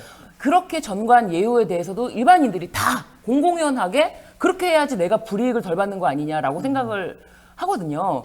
그런데 이렇게 또 한 번에 도저히 납득할 수 없는 판결이 나왔기 때문에 이런 것에 대해서 판사가 정말 영구히 자신의 자리를 보존할 수 있는 자리가 아니다라는 거를 좀 인식을 해야 된다. 그리고 이 판사 선출제라는 것도 사실 굉장히 이제 우리 법조인들 입장에서는 낯설고 네. 과연 판사를 선거로 뽑는다? 이게 말이 되나라는 생각을 할 수 있지만 네. 뭐 미국에서는 연방은 아니고 주 판사는 다 이렇게 선출직으로 뽑지 않습니까? 네. 그런 제도도 있다라는 것을 지금 당장 이걸 시행한다 이런 게 아니라 네. 논의로 올려놓고 판사직에 대해서도 법관의 독립을 해치기 위한 삼권 분립을 해치기 위한 것이 아니라 이만큼 국민들의 신뢰를 받는 재판을 좀 해야 된다. 그런 거를 좀 각성하는 게 아닌가. 저는 좀 그런 의미에서 접근하고 싶은데 당장 제도를 마련할 안 수는 없지 되겠죠. 않습니까? 네네. 배심제가 맞는 거 아닌가 이 생각도 들어요. 배심제가 사실 단점도 있어요. 완전 많죠. 네, 많습니다. 네. 그 미국 같은 경우에는 그래서 배심제 재판을 줄이려고 하는 네. 움직임도 있습니다. 그래서 근데 뭐 지금 우리나라 같은 경우에는 일정 정도 배심 재판을 도입을 해야 된다라는 것에 대해서는 뭐 사실 다들 이제 전문가들은 네. 의견을 일치하고요. 다만 이제 전면 도입은 아무래도 미국 케이스도 있고 뭐 그래서 문제는 좀 있겠지만 중요 사건들 네. 또는 뭐 제 개인적으로는 판사나 검사와 관련된 사건들은 배심으로 하는 게 저도 맞지 그 않을까. 생각이 들어요. 이런 예. 거 배심하는 게 맞지 않나요? 예, 그리고 이제 지금 우리가 이제 일부 배심제 비슷한 제도가 들어와 있잖아요. 국민참여재판이라는 게 들어와 있는데 현재 지금 국민참여재판 시스템에 상당히 문제가 좀 많습니다. 네. 문제가 많고 또 중요한 게 법원이 운영을 요새 점점 안 하려고 그래요. 그러니까 계속 거절하시고 예, 계속, 예. 기각하시더라고요. 네, 그래서 현재 지금 마련되어 있는 것부터 일단 좀 제대로 하고 네. 이제 법원에서 일정 경우에는 의무적으로 하도록 하고 그 다음에 저도 이제 국민참여재판을 좀 해봤는데 네. 국민참여재판에 있어서 가장 큰 문제 중에 하나는 그 재판장이 배심원단에 너무 영향을 크게 미칩니다. 아, 계속 말씀하시죠. 예, 한 번씩. 예, 뭐 제가 절차를 다 설명할 건 아니지만 예. 뭐 그런 것들을 차단하는 거라든지 이런 것들부터 해서 차근차근 좀 그 범위를 넓혀가고 의무적으로 하는 게 필요하다는 생각이 듭니다. 알겠습니다. 자, 그래서 댓글에 AI 판사 이렇게 SMA님 주셨습니다. AI 판사. 그리고 뭐 요새 야구도 보니까 이렇게 네모 이렇게 ABS라고 그걸로 해서 별말 없어요. 예전에는 심판 판정에 대해서 다들 막 말이 많았었는데 좀 말할 게 없습니다. 왜냐하면 그대로 가기 때문에. 그래서 AI 판사 얘기가 나오는 것 같아요. 알겠습니다. 다른 이슈 좀 짚어보겠습니다. 한동훈 위원장 이야기입니다. 이재명 대표를 향해서 헌법 제84조 얘기를 했습니다. 대통령이 되기 전에 소송이 제기돼서 진행 중인 형사재판 중단될 수는 없다라는 취지의 SNS 글을 썼는데요. 이 저격글은 또 어떻게 봐야 됩니까? 한동훈 전 위원장이 네. 전당대회에 나와서 국힘당의 대표가 돼야 하는데 지금 윤석열 대통령과는 굉장히 사이가 안 좋다라는 것이 널리 알려져 있지 않습니까? 뭐 심지어 이제 욕설을 했다. 윤석열 대통령이 네. 욕설을 했다. 다른 사람에게 욕설을 했다. 이런 이야기까지 다 이제 공공연하게 지금 보도가 된 상황인데 그렇다면 이것을 어떻게 과연 헤쳐나갈 것인가? 대통령실 용산에서 반대하면 이거 당대표가 된다고 한들 이게 쉽지가 않을 텐데 그렇기 때문에 그렇다면 나의 지금의 역할은 무엇이냐? 처음부터 2조 심판론을 제기하지 않았습니까? 그렇다면 지난 선거 때부터. 이재명 대표를 직격하면 그래도 윤석열 대통령이 나를 좀 바라봐주지 않을까 라면서 헌법 84조의 불소추 특권에 대한 이야기를 꺼내고 있어요. 네. 그렇다면 이것은 윤석열 대통령에 대한 러브콜인 것 같은데 사실 헌법 1조 1항부터 좀 살펴봐야죠. 네. 헌법 1조 1항 대한민국은 민주공화국이다. 지금 대한민국이 민주공화국으로 지금 잘 돌아가고 있습니까? 지금 국회가 돌아가지 않고 있지 않습니까? 네. 그런 상황에서 대통령은 거부권을 남발하고 뭐 앞으로 수백 건의 거부권이 나올 수 있다라는 취지의 이야기를 여당에서 공공연하게 하고 있는데 지금 한동훈 비대위원장은 이 헌법 1조부터 좀 돌아봐야 되지 않을까 하는 생각이 듭니다. 자, 이 저격 이렇게 했다라는 거는 아마 본인이 또 전당대회도 나가야 되겠다. 뭐 이런 또 나는 이재명 대표하고 같은 급이다. 뭐 이런 얘기를 하려고 하는 거라고 봐야 되겠죠? 뭐 이제 계속 주목받기를 원하는 거죠. 이슈가 돼야 되는 거니까. 이슈가 돼야 되니까. 이슈가 돼야 되니까 지금 정치 활동을 하겠다는 의미로 보이고요. 네. 이제 이재명 대표가 지금 이번에 또 이제 기소되는 전에 나온 걸로 제가 알고 있긴 직전에 나온 합니다. 직전에 거예요, 나온 말은 이거는. 합니다만 사실 여기서 제가 그 이야기를 조금 더 하는 게 좋을 것 같은데요. 네. 마침 안 그래도 저희가 한 2주쯤 전에 그 변호인이 셋밖에 안 되는데 셋이서 저녁을 먹으면서 이거 재판 언제까지 갈까에 대한 얘기를 했어요. 재판 얘기를 하셨군요. 네, 했는데 지금 제가 이제 여기에 그 논의를 했으니까 제가 좀 설명을 하는 게 맞을 것 같습니다. 지금 재판 지연 방탄이라는 게 너무 많이 하는데 거의 이제 입만 열면 그 이야기를 하는데 지금 저희가 2주에 3번 재판을 하거든요. 2주에 3번 재판을 하는데 2주에 3번 재판을 하면서 아침 10시 반부터 저녁 7시까지 해요. 3번을 하고 이제 3번을 하는데 지금 이거보다 더 할 수는 없습니다. 재판부터 힘들어서 못 하고요. 지금 최대한 페이스를 당겨서 하고 있어요. 하고 있고 그리고 저희 입장에서 빨리 끝내고 싶습니다. 이게 재판 오래 하면은 그리고 일주일에 3번 이렇게 하면은 먹고 살기 힘들거든요. 변호사들 너무 힘들어요. 너무 힘듭니다. 못 견딥니다. 근데 예. 지금 이제 저희가 이제 위례, 그 다음에 대장동, 그 다음에 성남 FC, 그 다음 백현동 이 순서로 할 것 같아요. 야, 다 할 것 같은데 예. 이제 제 위례 사건에 대한 증인 신문을 지금 유동규, 남욱 그리고 이제 그 정영학 회계사가 이제 이제 아직 안 끝났는데 네. 6월 말까지 할 것 같거든요. 근데 그 이 3명 하는데 작년 10월부터 지금까지 걸렸습니다. 위례 사건 하나에. 반년 이상 걸렸네요. 8개월 걸린 거죠. 이 3명 하는데 3명 하는데 8개월 걸렸습니다. 전 사실 위례가 6개월 내로 끝낼 수 있지 않을까라고 처음 시작할 때 기대를 했는데 이거 택도 없다. 네. 올해 내로 끝내면 다행이다. 뭐 나머지 양은 좀 준다고 하더라도. 네. 그러면 지금 뭡니까 그 기록 양이 대장동만 해도 2배가 넘거든요. 네. 대충 290건 정도 되는 거 같아요. 190건입니다. 권입니다. 몇십만 페이지. 20만 페이지가 20만 페이지예요? 넘고 저희는 백현동은 아직 등사도 안 했어요. 보지도 못했고. 보지도 못해요. 성남 FC하고는 예. 보지도 못했어요. 그러니까 3년 넘을 것 같은 거 1심이 들어보시면 아시겠지만 그렇겠죠. 예. 그래서 이제 그거하고 같이 이 가니까요. 89조 문제를 밥 먹으면서 얘기를 했습니다. 회계했는데. 예, 마침 이걸 하셔가지고. 네. 근데 저희는 어쨌든 불소치 특권 때문에 네. 이게 계속 진행되는 건 말이 안 되는 것 같고 적어도 중단되거나 사실은 학자들은 공소 취소를 했다가 나중에 재기소하는 식으로 가는 게 맞다라는 식으로 지금 보고 있어요. 그러니까 이건 주든 학설하고도 안 맞거든요. 그러니까 요건 뭐 하여튼 이런 경우 없었기 때문에 예, 그런데 없었기 때문에 저희도 그래서 저희는 큰일 났다. 우리 그때까지 그럼 이거 매달 이것만 해야 되고 끝날 수가 없는 거냐 그러면. 그럼 뭐 1심만 그러면 대법원까지 그럼 한 10년 해야 되는데요. 그럴 수도 있으니까 이건 큰일 났다. 이런 저희는 얘기를 했어요. 인생에 얼마를 이 사건에 투자를 하시는 겁니까? 그러니까 돈을 얼마나 더 받아야 되냐. 얘기도 했습니다. 어쨌든 예, 그래서 제가 어쨌든 절대 지연하고 하지 않고 저희야말로 정말 빨리 하고 빨리 싶은데 끝내고 싶다. 예. 그렇다는 거 하나 하고요.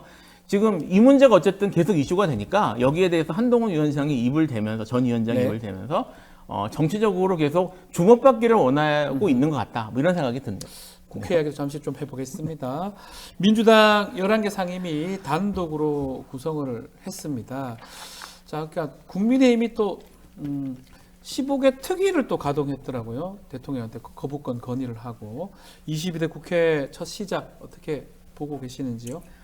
지금 국민의힘은 투표를 통해서 네. 민심을 얻고 그런 것에 대해서 이제 선거가 끝났잖아요. 이제 관심이 없는 것 같아요. 네. 이제 민생이든 뭐든 국회에 들어가서 이야기를 할 생각은 안 하고 오로지 지금 장외투쟁 나오진 않았지만 거의 지금 그 분위기예요. 네. 지금 밖에서 15개 특위를 가동했다고 하는데 전혀 놀고 있는 모습을 보일 수는 없으니까 아하. 특위를 가동했다고 하지만 여기는 입법권이 없습니다.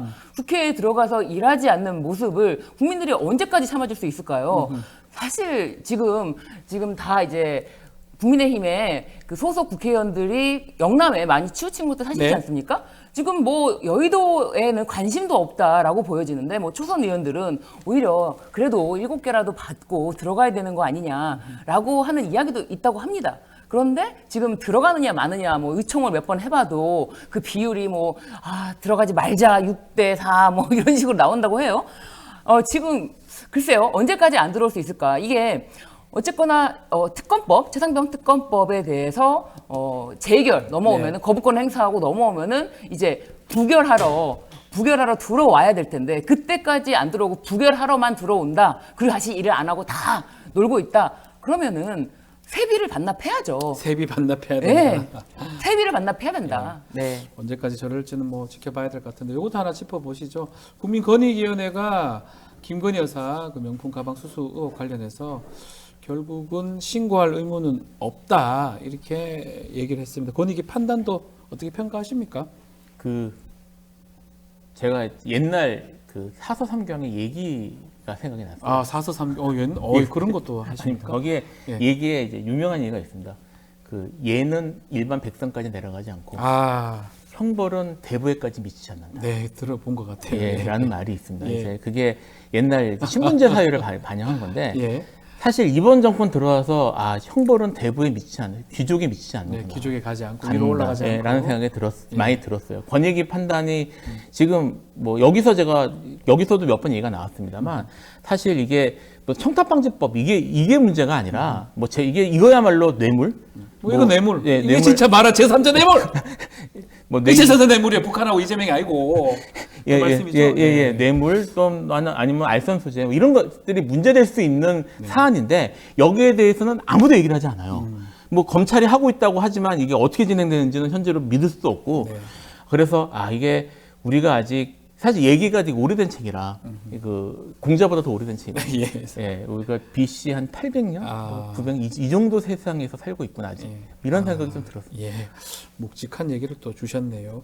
그런데 순방 가셨어요. 그리고 김건희 여사는 본격 좀 공개 행보를 하는 건데 우리 신 변호사님은 이 김건희 여사의 이 공개 행보는 네. 어떻게 보십니까? 김건희 여사가 순방을 나갈 때는 네. 이제 에코백을 들고 나갔어요. 이제 국민들에게 나 에코백 드는 여자야라고 딱 이렇게 심지어 동일한 에코백을 이제 작년에 사용했던 동일한 에코백을 사용하고 나갔는데 막상 나가서 외국에서 이제 다른 사진을 보니까 에코백을 사용하지 않고 계시더라고요. 그래서 이게 뭐냐, 아니 너무 보여주기식이 너무 이렇게 체화된 거 아니냐, 국민을 너무 우롱하는 게 아니냐, 이거는 진짜 국민들에게 뭔가 연출하는 모습을 너무 많이 보여주고 사실 국민 건의기가 아니라 국민 건의위원회다. 한 사람만을 위한 위원회다라고 지금 SNS에 나올 정도로 지금 모든 국가기관은 오로지 대통령의 배우자를 위한 어떤 털어주기식 그리고 꽃길 깔아주기식이고 언론도 연일 칭찬 일색인데 전혀 그것에 대해서는 국민들의 의혹은 해소되지 않았다. 의혹을 해소하기 위해서는 말씀하신 것처럼 특가 알선 수재라든지 그리고 뭐 뇌물죄 적용 여부에 대해서 적극적으로 검토하는 모습을 보여야 해소가 되고 해소가 안 된다면 결국은 특검으로 국민들이 열화와 같은 응원을 보내줄 것이다 라는 생각이 듭니다. 알겠습니다. 자, 오늘 이슈 삼합 여기서 마무리를 하겠습니다. 김필성 변호사, 신유진 변호사와 함께했습니다. 오늘 말씀 감사합니다. 감사합니다. 이어서 2부 뉴스 인사 프라임 진행이 됩니다. 더 재밌고 은밀한 이야기 지금부터 시작이니까요. 어디 가지 마시고 조금만 기다려 주십시오. 잠시 뒤에 뵙겠습니다.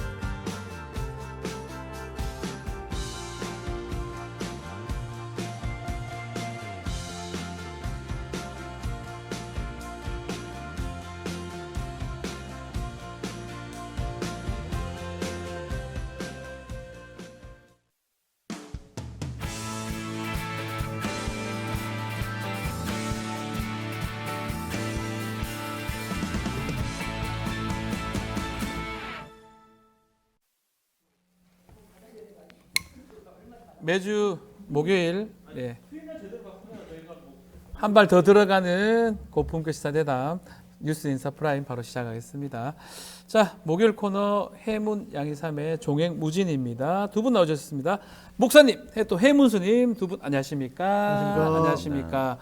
자, 목사님, 우리 양 목사님은 4주 만에 뵙습니다. 그렇네요. 잘 계셨습니까? 네, 저는 좀 다녀오느라고 늦은 공부를 좀 해서 제가 이제 젊은 시절에 저번에 여행을 좋아하는데 그 유럽을 거의 못 가봤어요. 그래서 다 늙어가지고 그 유럽의 역사도 공부하고 어마어마한 그 바티칸의 베드로 대성당도 가서 보고 동시에 대단하다는 마음과 함께 동시에 욕이 나오더라고요. 욕이 왜 나옵니까? 이렇게까지 해야 되나? 아니 성경에 보면 하나님은 손으로 지은 집에 거하지 아니하신 이랬는데 그 어마어마한 그 성당에 그런데 바티칸 가셔서 그런 생각을 하셨군요. 네, 이제 유럽을 갈 때마다 가보면 뭐 그 성당이 크다고 하는 말로는 부족한 뭐 밀라노 대성당도 네. 마찬가지고. 그래서 야, 참 인간은 정말 하나님이 하지 말라는 짓만 골라서 하는 거예요. 예. 아, 유럽 어디 다녀오신지 좀 살짝만 소개해 주시죠. 아, 이번에는 그 로마, 이탈리아 그리고, 로마. 네, 예. 그리고 남부 투어 하루 잠깐 하고, 그리고 피렌체, 밀라노 이렇게 이탈리아를 계속 중심으로 계셨네요. 갔고, 그래서 제가 자연을 너무 좋아하는데 예. 스위스를 다녔어요. 스위스. 예, 스위스는 융프라우 다녀오셨습니까? 올라갔죠. 아, 갔다 네, 날씨 좋을 때 골라서 잘 갔다 예. 왔는데, 스위스는 또 가고 싶은 곳이고, 네. 여러 가지 좋은 이유도 있었지만 국내 뉴스를 좀 이렇게 정치 뉴스를 멀리 하니까 그게 좋았다. 인생이 그냥 달라지는. 자, 국내에 계속 계셨던 우리 스님. 네. 지난 목요일이 좀 공휴일이었습니다. 그래서 네. 2주 만에 뵙는데 네. 뭐 기억나는 거 있습니까? 2주 동안. 2주 동안 너무 뭐 많았죠. 사건이 너무 많아가지고. 뭐 가스 얘기, 순방 얘기, 뭐 별의별 얘기들이 다 하시는데 뭐 네. 뉴스 하나만 꼽으라면 어떤 게 예, 꼽으실까요? 뭐 다른 것은 다 뭐 국내적인 이슈고 네. 뭐 스스로 싸우면서 해결하면 되는 것인데 네. 해결책이 보이지 않는 사건이 저 하나 터졌다고 생각하는데 그게 이제 북한의 오물풍선과 푸틴의 방북 할 거로 예상되는데 그 사건이 저는 그 지난 2주 중에 가장 큰 사건이었다고 생각합니다. 오물풍선. 네. 어떻게 지금 잘 해결된다고 보십니까? 잘 해결되지 않을 것 않는 같습니다. 것 같죠? 이 단적으로 비유적으로 이야기하자면 북한의 오물풍선으로 일어난 이 사건은 결국 9.19 군사 합의라는 것을 이제 우리 남쪽 정부, 대한민국 정부가 네. 파기한 사건인데요. 네. 비유하자면 이게 이제 링이 있으면 권투 링이 있으면 네. 북은 진작에 9.19 합의를 파기해서 대한민국을 주적으로 규정한 지 1년 전에 했고 네. 그래서 링 위에서 기다리고 있었는데 네. 대한민국 정부도 그 9.19 군사 합의를 파기하고 윤석열 대통령도 그 위로 링 위에 올라가셔서 이제 링 위에서 이제 본격적인 분쟁이 시작된 사건 아니냐 이렇게 보고 있습니다. 푸틴 방법 합쳐가지고 네. 지금 안보 상황이 그래서 상당히 않다. 좋지 않은 것 같아요. 특히 이 오물풍선과 관련돼서 오물풍선 뭐 기분 나쁘고 좀 북이 좀 너무한 거 아니냐라는 의견도 있고 뭐 여러 가지를 볼 수 있습니다만 네. 그보다 더 중요한 것은 그 남쪽에서 대북 삐라 전단을 날렸던 것은 이제 민간의 조치고 북에서 오물풍선을 불친 건 이제 일시적 조치예요. 그러니까 그거는 이제 1대1이 대응이 돼서 서로 중간에 그만두자 하면 그만두는 건데 네. 남쪽 정부가 대북 확성기 방송을 틀었다. 이건 군사행동이거든요. 그렇죠. 네, 정부가 직접 개입해서 남북 분쟁에 뛰어들었다는 것인데 그거는 어떻게 양쪽 간에 양해가 안 되는 상황이기 때문에 그 사건이 상당히 오래 가면서 이제 분쟁이 점차 시작되는 것이 아니냐. 네. 한반도의 위기 지수가 올라갔는데 그걸 한 발 더 들어가서 본다면 윤석열 대통령이 지지율의 하락과 더불어서 만지기에 너무 부담스러운 북한 카드라는 것을 만지기 시작했다는 것에서 굉장히 북한 카드 우려하고 만진 있습니다. 것이다. 그러니까 제 주변에서 이제 젊은 아들을 두신 분들은 예. 이제 군대를 보내야 되잖아요. 예. 군대를 보내는 게 너무 걱정된다는 거예요. 아하. 이게 진짜 뭐 조그만 이제 국지전이라도 벌어질 수 있는 상황이 아니냐. 뭐 대대적인 뭐 전쟁으로 가지는 못하겠죠. 우리가 전작권이 없으니까. 네. 그러나 그런 일이라도 벌어지면 부모님 입장에서 얼마나 걱정되겠습니까? 근데 군대를 보내기 싫은데 안 보낼 수도 없고. 뭐 이런 이 대한민국을 그 국민들의 걱정을 하루가 멀다 하지 않고 이렇게 걱정만 끼쳐지는 정부가 이게 맞는지 모르겠습니다. 그 4주간 또 다사다난했습니다. 우리 네.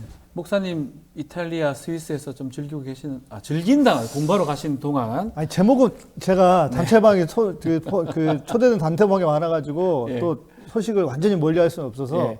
제목은 다 봤어요. 자, 그 4주간에 다사다난했습니다. 대한민국은. 자, 뉴스 하나 몇 개 한번 뽑아 주실래요? 기억에 남는 거. 4주간 그러니까 지난주는 뭐 그 휴일이어서 저희 네. 휴일이어서 그랬지만 저는 이번에 우리 여사님의 호연지기 네. 와 보통 분이 아니다 진짜. 어떤 국민들이 의미입니까? 본받아야 된다. 어떤 의미입니까? 아니 그렇게 욕먹고 그렇게 비난받고 지금 검찰에서 출두하라고 하는데 조만간 검찰에 출두를 해야 된다고 하는데 네. 수사 대상인 비서관들 데리고 샥 가버리셨습니다. 야 역시 인간은 이래야 된다. 호연지기가 있어야 된다. 호연지기다 이거는. 예, 뭐 엄청나지 않습니까? 예, 이거 내가 세상의 왕이다. 이 정도 하지 않으면 이런 호연지기는 나올 수가 없다. 예.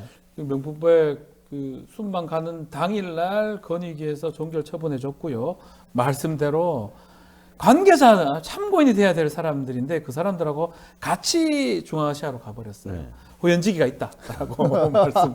아니 그분들과 같이 중앙아시아 간 거는 뭐 의리가 있으시죠? 아 의리가 있는 거예요, 호연지기가. 어쨌든 저는 그 좋은 단어 다 나옵니다. 김건희 여사의 등장으로 다시 한번 대한민국의 이 정치 뉴스가 활기를 띠기 시작했다. 네. 원래 아카데미상 시상식에 보면 나무주연상은 아무도 관심 없어요. 예. 아무도라기보다 별로 관심 없는데 여우주연상을 누가 받느냐. 그렇네요. 굉장히 사람들이 관심이 많은데요. 어쨌든 그동안 170일 가까운 네. 잠행을 끝내주고 김건희 여사가 공개 행보를 시작함으로써 드디어 이제 그 뉴스가 조금 더 활발해지고 아하. 많은 사람들이 더욱 격렬하고 자유로운 토론이 시작됐다는 점에서는 굉장히 바람직한 일이라고 생각하는데, 네.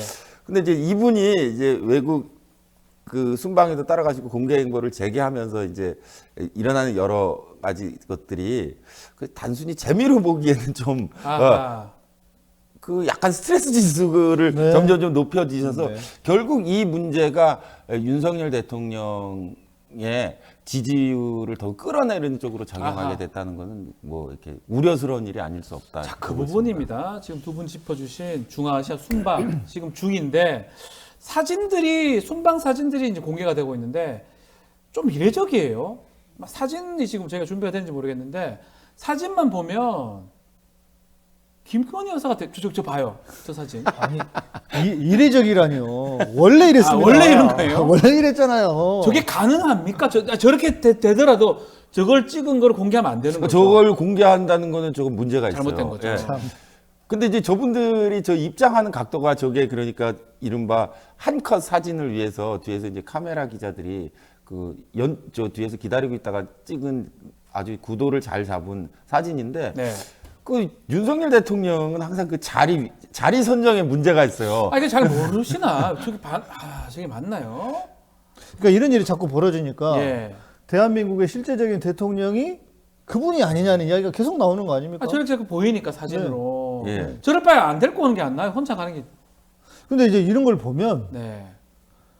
소위 말하는 그 아까 말씀드린 호연지기 네. 그리고 좀 더 이제 나쁘게 말하면 이제 아나무인이죠. 아. 지금 국민들이 얼마나 스님 말씀해 주신 것처럼 스트레스를 받고 있습니까? 제가 뭐 그냥 답답하니까 웃자고 하는 말인데 네.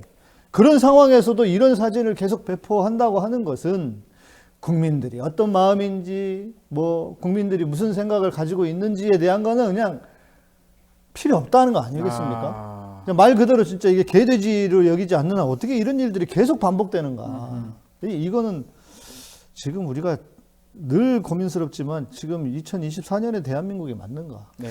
근데 그 사진 한 번만 다시 네. 보여주시면 지금 좋겠는데 저 사진 공식 환영식입니다. 예. 카자흐스탄. 그러니까 저런 사진 찍힐 수는 있는데 네. 저거를 이제 수백 장의 사진 중에 저 사진을 선정하는 사람의 안목의 저는 문제인데 그게 더 문제인 거예요. 근데 저 사진을 보면 저 사진 저 누가 사는지 저는 알아요. 저 김건희 여사가 직접 하진 않았겠지만 김건희 여사를 주목하고 있는 사람이 찍는 건데 왜냐하면 그렇죠. 왼쪽 군인 옆에 있는 사람의 카메라가 나왔어요. 그러네요. 저거는 저거 선정할 때 김건희 여사를 주목하지 않고 윤석열 대통령을 선정했으면 저 사진 선정 안 됩니다. 왜냐하면 그렇죠. 중간에 카메라가 잡혔네 왼쪽에. 그런데 저 사진이 좋다고 판단한 사람은 메인에 누가 있었느냐를 봤다는 거예요. 역시 우리 스님 예리하셔. 저는 보지도 못했는데. 정확하네요. 근데 저 카메라 있는 저 사람하고 오른쪽에 저 그림자 정확해요. 저런 사진은 잘라내고 쓰든지 그렇죠. 해야 네. 되는데 정확하네요. 왼쪽 카메라는 저 잘라낼 수가 없어요. 왼쪽 이건 카메라 B컷, 있는 사람. C컷도 안 되는 거죠. 예. 지금. 근데 저 사진 공식 사진으로. 선정했다는 저 가운데 약간 삐딱하게 들어오고 계신 대통령을 보지 않고 정면으로 후광을 입고 들어오시는 김건희 여사를 보고 찍었다는 선정하는 거기 때문에 사람, 선정하는 찍는 사람이 두 사람. 누구였는가 그 사람의 그게 중요하네요. 관심이 어디 있는가를 보여주는 사진이라고 생각합니다. 그 카자흐스탄이었고요. 첫 나라가 투르크메니스탄이었는데 여기는 개를 좀 역시 개네요. 예, 개 선물을 이제 받았는데 개 그냥. 이 개 선물에 대해서 대통령이 아닌 김건희 여사가 감사 인사를 전했더라고요. 개 전문가로서 전하신 거 아니에요? 국견이 알라바이라고 하더라고요. 알리바이가 알리바이가 생각나는 알라바이. 일인데 일부러 이 뭐 투르크메니스탄에서 먹이려고 이름을 이렇게 졌나 의심될 정도로. 알라바이인데 이걸 직접 대통령이 인사하지 않고 김건희 여사가 이 알라바이 선물해 주셔서 영광이다. 양국 협력의 징표로서 소중히 키워나가고 동물 보호 강화에 더욱 힘쓰겠다. 이렇게 하다 반 부분. 저는 이쯤 되면 예. 이쯤 되면 그 지금 김건희 여사도 문제지만 네. 윤석열이라고 하는 캐릭터에 대한 의구심을 제기를 하지 않을 수가 없습니다. 아니 사진도 계속 자기는 사이드고 계속 와이프 중심으로 나가고 여사 중심으로 네. 나가면 이거 누가 뭐 하는 거야 이렇게 말이라도 할 수 있고 그걸 바로 잡을 수 있는 누가 바로 잡을 수 있습니까? 네. 한 사람밖에 없어요. 바로 잡아야 되는데. 그런데 안 하고 있잖아요. 그럼 무슨 말입니까? 이렇게 행복하게 웃고 계시지 않습니까? 네. 제 앞에다 한자를 붙이고 싶은데 예. 쳐 웃고 계신다고. 예, 왜 그러십니까? 근데 이게 지금 모든 국민은 분노하고 있는데 이런 사진 하나만 봐도 그런데 이거를 그냥 내버려 두고 계속 반복되고 있다? 그러니까 무슨 말이 나옵니까? 가스라이팅 됐다 어쨌다 이런 말이 계속 나올 수밖에 없는 거 아닙니까? 어떻습니까? 예. 그 대통령과 김건희 여사하고 네 분이 같이 찍은 사진이 굉장히 재밌는데요. 예. 김건희 여사와 윤석열 대통령의 개사랑은 일찍이 알려졌던 일이고 예. 저 사진 보면은 저 사진에서 대통령 위치가 이상해요. 왜냐하면 저 투르크메니스탄 대통령과 영부인은 이렇게 어깨가 붙을 정도로 가까이 있는데 그 윤석열 대통령은 김건희 여사와 저렇게 공간이 빌 정도로 떨어져 있어요. 예. 저거는 이제 가까이 가지 못하는 사람이 하는 건데. 그거 좀 저는 무리한 해석이 아닌가. 걔 때문에 그런 거 아닙니까? 아니 걔 때문에 그런 게 아니라 저렇게 사진을 찍을 때 보통 사진 찍는 사람이 어깨에 붙여주세요. 그렇게 하지 않는. 그래서 저 셋이 일당이고 저 한 사람은 그 꿔다는 보릿자루처럼 나왔다는 건데 저것도 여러 사진 중에 왜 영부인과 떨어져 있는 사진을 골랐냐 이거예요. 하필이면 이게 지금 대한민국의 대통령실의 공식적인 사진 아닙니까? 그러니까요. 저도 이번에 가서 저 혼자 간 게 아니고 저희 큰 차남 미국에 계신 큰 차남 부부가 같이 갔는데 사진 찍는데 떨어져 있어요. 아 형님 좀 붙어요. 이렇게 해서 그렇게 하죠. 그렇게 하죠. 상식 아닙니까? 근데 지금 무슨 부부싸움한 대통령 내처럼 한 발 떨어져서 저렇게 사진 찍었고 그 좀 뭐가 맞지 않아요. 어색해. 어색하다. 예, 저 공간을 두어가지고 사진 찍었다고 저 굉장히 사진에서 대통령 내외분의 금수를 상징할 수도 있기 때문에 저렇게 찍지 않는데. 그러니까 이것도 이렇게 유추해 볼 수 있지 않습니까? 사진을 찍은 사람이 평소에 사이가 좋고 하면 좀 붙어서 찍어주세요 하지만 이렇게 떨어져 있는 것도 용납이 될 정도의 사이. 네. 어쨌든 간에 대통령이 주로 보이지 않아요, 저 사진도. 예. 그렇죠. 맞습니다. 김건희 여사가 찍는 모든 사진에 대통령은 잘 보이지 않아요. 옆에 뭔가 약간의 어색한 포즈와 위치 선정이 있다는 건데, 저건 사진 선정의 문제도 있거니와 저게 중복돼서 나타난다는 것은 그 메인에 항상 윤석열 대통령이 아내 사랑이 있으셔서 메인에 이제 아내를 세우고 나는 뒤로 물러난다는 심정이 사진으로 드러났다고 생각하는데, 근데 이제 저것이 사진만으로 나타나지 않고 실제로 드러난다면 굉장히 큰 문제겠죠. 자, 이제 귀국합니다. 이제 순방 이제 마쳐 가고요. 그러면 김건희 여사 검찰이 소환을 할까요? 아니면 권익위 판단처럼 그냥 종결해 버릴까요? 어떻게 보십니까? 저는 권익위가 요즘 아까 앞에서도 말씀하셨지만 권익위가 아니라 건익위라고 그렇지 않습니까? 예, 다른 의미의 발음이 이게 좀 일종의 수순을 밟으려고 한 게 아닐까. 아하. 순방하자마자 권익위 발표. 그리고 소환도 말이 좋아 소환한다고 하지만 저는 거의 한 듯 안 한 듯. 지금 이제 포토라인도 안 세우지 않습니까? 네. 원하면. 그러면은 나중에 알고 보니까 왔다 갔다더라 하는 정도에서 그냥 그치지 않을까. 가서 커피 한 잔 마시고 그 정도에서 그냥 그치지 않을까 싶습니다. 안 하거나 하더라도 그냥 형식적일 것이다. 저는 소환 자체가 이루어지기 어려울 거라고 생각합니다. 왜냐하면 윤석열 대통령은 굉장히 일관된 사람이에요. 그렇죠. 나쁘게 보면 비판적인 입장에서 보면은 윤석열 대통령은 왜 저럴까 싶은데 윤석열 대통령은 유심히 보면 굉장히 일관된 사람이에요. 근데 지금까지도 항상 김건희 여사를 지키기 위해서 노력해 오셨고 어두운 날이나 슬픈 날에도 항상 본인이 온몸을 던져서 막으셨고 이번에서도 그 사진에서 보이듯이 중요한 자리를 항상 이렇게 중심에 아내를 세우시는 애처가의 모습을 보이고 계신데 어디 검찰이 감히 내가 대통령 시절에 영부인을 소환하느냐는 입장을 절대 굽히지 않을 사람이기 때문에 검찰 소환은 없을 것이다. 근데 스님 그게 애처가 아닙니다. 예. 네. 혼자계서 잘 모르시나 본데 애처가 그렇게 사는 게 애처가 아닙니다. 예. 바보지. 예. 뭐 어쨌든 간에 그 윤석열 대통령은 김건희 여사의 소환에 동의하지 않을 거라고 맞습니다. 생각합니다. 저도 그렇게 봅니다. 저는 뭐 보면 저희 집도 그래요. 저 사진 찍을 때 보면 저는 항상 가로 가거든요. 저희 아내나 애들이 중간에 서고. 아니 저도 그래요. 키가 크니까. 저 그리고 그 판단을 제가 하는 게 아니고 그 사진을 이렇게 몇 개를 찍어 놓으면 그 판단을 저희 아내가 하긴 하더라고요. 아니, 그래도 그렇지 않습니까? 이게 대외적으로 보일 때는 그래도 남자가 중심인 것처럼 우리 사회에서는 그렇게 그렇죠. 하게 하는 거죠. 일반 가정집은 그럴 수 있지만 그 말씀이시죠. 그리고 그렇게 해야 여자가 더 지혜롭게 보이는 것이고 속에서 뒤에서야 어떻게 하든지 간에 그게 일반적인 거지. 이거를 다 대통령이라고 하는데 대통령 부부라고 하는데 그런 사진을 저렇게 아무 거침없이 내놓는다는 게 이게 지금 대한민국 국민으로서 뭐지 이게. 알겠습니다. 자, 두 분 방송 없을 때 정말 많은 일들이 있었는데 그 중에 이제 가장 핵심, 가장 놀라야 되는 게 석유 가스입니다. 0일 만에 석유 가스. 이거 대통령이 직접 발표했어요. 여기 지난주 큰 뉴스였는데 두 분 다 어떻게 보셨습니까? 가스 나면 좋긴 한데 석유. 아니 뭐 저는 이제 그 윤석열 대통령께서 이 기쁜 소식을 국민과 함께 하겠다는 선량한 취지에서 기본적으로 하신 거 아닌가 생각하는데 좀 뭐 경솔한 게 있어요. 윤석열 대통령이 경솔하다고 제가 느낀 게 제가 김건희 여사가 자맹을 끝내고 공개 행보를 하게 하는 회암사 공개 행사를 굉장히 강력하게 권유하고 오시라고 해서 결국 그 성공했잖아요. 스님 때문이야. 모든 사람들에게 이렇게 즐거움을 주게 되지 않았습니까?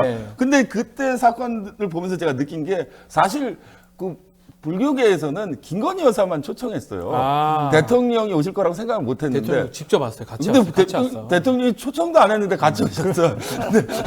근데 대통령이 초청 안 해도 같이 올 수 있는 건가? 근데 그걸 보면은 대통령께서 좀 경솔해. 가자. 그 여사께서 가자 그러니까 그럼 뭐 가지 하고 오는 것처럼 약간 충동적인 면도 있는 것 같아요. 근데 이 가스가 아니라 석유죠. 석유 발표도 뭐 이런 게 있다고 하니까 대통령께서 직접 하셨으면 좋겠다. 그러니까 뭐 선량한 취지에서 국민들에게 기쁨을 주기 위해서 뭐 하신 건지는 뭐 확정할 수 없지만 어쨌든 그 굉장히 저는 좀 경솔한 검토를 막 꼼꼼히 한가 보다는 좀 기분파 경사로 표현하는데 기분 내키는 데 이렇게 표현하시네요. 뭐 그런데 이제 저는 그 정도를 넘어서 해먹으려도 좀 성의를 보여라. 해먹으려고요? 아니 지금 계속 드러나고 발표하고 있지 않습니까? 뭐 무슨 뭐 직원도 아닌데 뭐 은퇴할 사람 뭐 전 직원이 뭐 가가지고 집으로 가서 뭐 했다는 둥 그리고 그게 그 회사의 정체가 뭐 세금도 미국에서 못 냈는데 우리나라가 뭐 세금 못 내는 거를 우리가 해결해 주는 것도 아니고 그래서 지금은 또 히딩크 이야기까지 나옵니다. 인상이 히딩크를 닮아서 사기꾼은 아닐 것이다. 좀 성이라도 보여라 해먹으려면. 어처구니가 없다 이 말씀이네요. 그래도 석유가스가 나면 좋지 않습니까? 그러니까 지금 기후이기 때문에 이제 그 석유라든지 그 화학 발전소는 지금 최대한 자제하려고 하는 그런 분위기로 가고 있는 세계 추세 아닙니까? 도대체 석유가 발견됐다고 하는 것 사실이라 하더라도 그게 얼마나 지금 시대에 이게 맞는 건가? 저 산유 국가도 이제 석유를 자제한다는 걸 알고 다른 거를 대비를 하고 있는 세상인데 지금 우리나라가 여기서 원유가 나온다고 한들 이게 얼마나 대단한 이슈일 것이며 그리고 만약에 진짜 나온다고 하면 이미 세계에서 우리가 아니라 세계에서 다른 업체에서 같이 이미 뭔가 일이 진행되는 게 있었겠죠. 시간이 좀 지나 보니까 하여튼 조금 급했다 이렇게 정리가 되는 것 같습니다. 자, 그리고 지금 하나 또 봐야 되는 게 22대 국회 임기 시작됐는데 반쪽짜리로 지금 상임위가 출발했습니다. 특히 법사위에서 최상병 특검법 이거 처리 서두르고 있는데 7월 19일이 최상병 순직 1주기입니다. 어머니 편지가 공개가 됐습니다. 스님 어떻게 보셨습니까? 글쎄요, 뭐 이 최상병 사건 좀 언급할 때마다 마음이 아파요. 마음이 아픕니다. 예, 마음이 아프고 맞아요. 예. 이걸 해결해야 된다는 여러 사람들의 여론도 있고 뭐 정부에서도 뭐 어떤 식으로든 해결하려고 하는 것 같은데 네. 이 최상병의 죽음을 둘러싼 사망을 둘러싼 진상 규명에 대해서 정부가 말하지 못하는 어떤 부분이 있는 것 같아요. 네. 근데 그 최상병 특검을 통해서 이 진상을 규명하는 방식보다는 여전히 대통령이나 정부가 검찰 수사를 통해서 규명하겠다는 의지 강하기 때문에 특검의 통과는 좀 어렵지 않나 이렇게 보고 있습니다. 편지가 공개가 됐다 하더라도 특검은 쉽지 않을 것이다. 당연히 뭐 거부하지 않겠습니까? 뭐 야당에서 통과를 시킨다고 해도 그리고 지금 계속 밝혀지고 드러나고 있는 것이 뭐 대통령의 녹취록 관련한 것도 나오고 저는 처음부터 그런 예상을 했거든요. 왜냐하면 이 양반이 검찰총장 하면서 검사하면서 하던 그게 있을 거 아닙니까? 네. 아, 줘봐, 내가 할게. 이렇게 했을 확률이 제가 볼 때는 분명히 있다고 보거든요. 그러니까 그런 차원에서 보면 제가 우리 앞부분에서 쭉 계속 얘기했지만. 대한민국에서 이렇게까지 함부로 사는 사람이 도대체 몇 명이나 있을까? 두 부부가. 예. 그리고 앞부분에서 뭐 이재명 대표 관련한 이야기 했지만 자기들은 다 피해가고 그리고 법으로 장난을 쳐서 뭐 야당의 대표라고 하는 사람을 어떻게든 괴롭혀서 뭐 거의 뭐 물리적인 죽음으로까지 이르게 하려고 하는 것 같고 이런 걸 보면 대한민국이 이런 대한민국이 과연 괜찮나? 저는 대한민국이 지금 생각보다 조용하고 있는 걸 보면서 야, 이게 괜찮아서 이 사람들이 이렇게 가만히 있는 건가? 싶은 생각이 들 정도예요. 안타깝게도 우리가 역사를 바로잡고 또 정의를 세우는데 분명히 지연되어 가고 있는 것이 안타깝습니다. 이런 현실이 안타까운데 그러나 우리 민초들과 시민들의 헌신과 희생으로 세워진 나라입니다. 저는 늘 말할 때마다 우리는 의병의 나라다. 네, 의병의 나라. 의병의 나라 아닙니까? 위기 때마다 의병들이 일어났고 시민들과 민초의 나라인데 저는 반드시 이 지연된 정의가 바로 잡아질 날이 올 것이다. 그리고 시민들이 이 일들을 해 주셔야 된다. 네. 그런 생각밖에 들지 않습니다. 두 개를 비교해서 말씀 주셨습니다. 사법이나 이런 것들이 좀 자의적으로 이용되는 거 아니냐 이게 목사님 말씀 같은데 스님도 한번 마무리 좀 차원에서 말씀 좀 정리해 주십시오. 그리고 저는 어쨌든 최상병 특검부터 시작해서 그 김건희 여사의 특검 등등등 여러 가지가 있는데 앞으로 여전히 그 대통령의 거부권에 의지해서 국회에서의 정면 충돌이 있을 거라고 생각하는데요. 그러니까 지금이 완전히 자기의 카드만 가지고 보는 강대강의 합의에 이를 수 없는 대치가 아마 상당 기간 동안 계속될 것이다. 그래서 뭐 국회에서의 견제, 정부에 대한 견제가 먹히지 않는 상당 기간이 지날 거로 보이는데 그 사이에서 뭐 서두에 말씀드렸습니다만 여러 가지 법안이라든지 여러 가지 국내적 정치 상황에 대한 거는 그냥 싸우면 되는 건데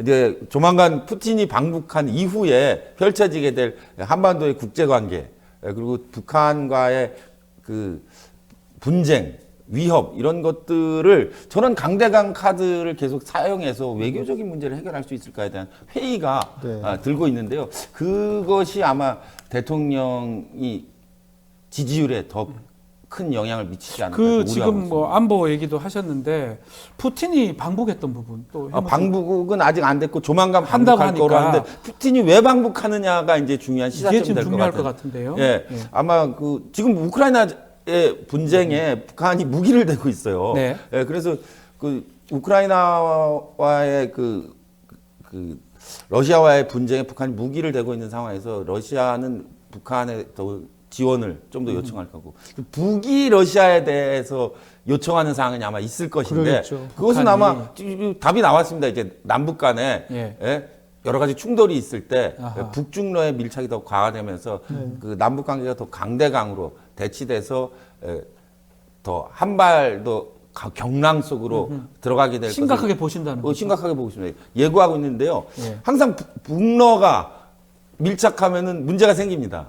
왜냐하면 그것은 북중 관계는 경제적 협력 관계. 북중은 그렇다 손 치더라도. 그렇다 보더라도 북러가 밀착할 때는 여러 가지 군사적인 문제가 있기 때문에 아마 북러의 밀착이 한반도의 경랑을 얘기하는 신호탄이 될 것으로 생각하기 때문에 윤석열 정부가 과연 뭐 야당하고 싸우는 거는 네. 사실 어떻게 보면 적은 문제일 거고 이 문제를 어떻게 대응할 것인가를 봐야 되는데 계속해서 강대강에 목소리를 못 높이고 있는 게 저는 우려스럽고 통상의 대통령이나 정권이 지지율을 유지하거나 뭐 그러기 위해서 유화 정책을 쓰게 돼요. 그렇죠. 7.4 공동성명이라든지 뭐 노태우 대통령의 뭐 한반도 공동체 선언이라 이렇게 되는데 근데 윤석열 대통령이 희한하게 지지율을 높이기 위해서 강경책을 쓴다는 것이 후과가 만만치 않을 것이다. 그렇게 생각하고 있습니다. 자, 오늘 말씀은 여기까지 듣겠습니다. 양희삼, 오랜만에 온 양희삼 목사님, 해문스님 두 분 말씀 감사합니다. 네. 뉴스 인사 프라임 유튜브 멤버십 회원에게만 우선 공개가 되고요. 당일 저녁 일반에게 공개가 됩니다. 멤버십 회원 가입 방법 게시판 통해서 확인이 가능하니까요. 많은 관심 부탁드리겠습니다. 저는 내일 아침 다시 찾아뵙겠습니다. 고맙습니다.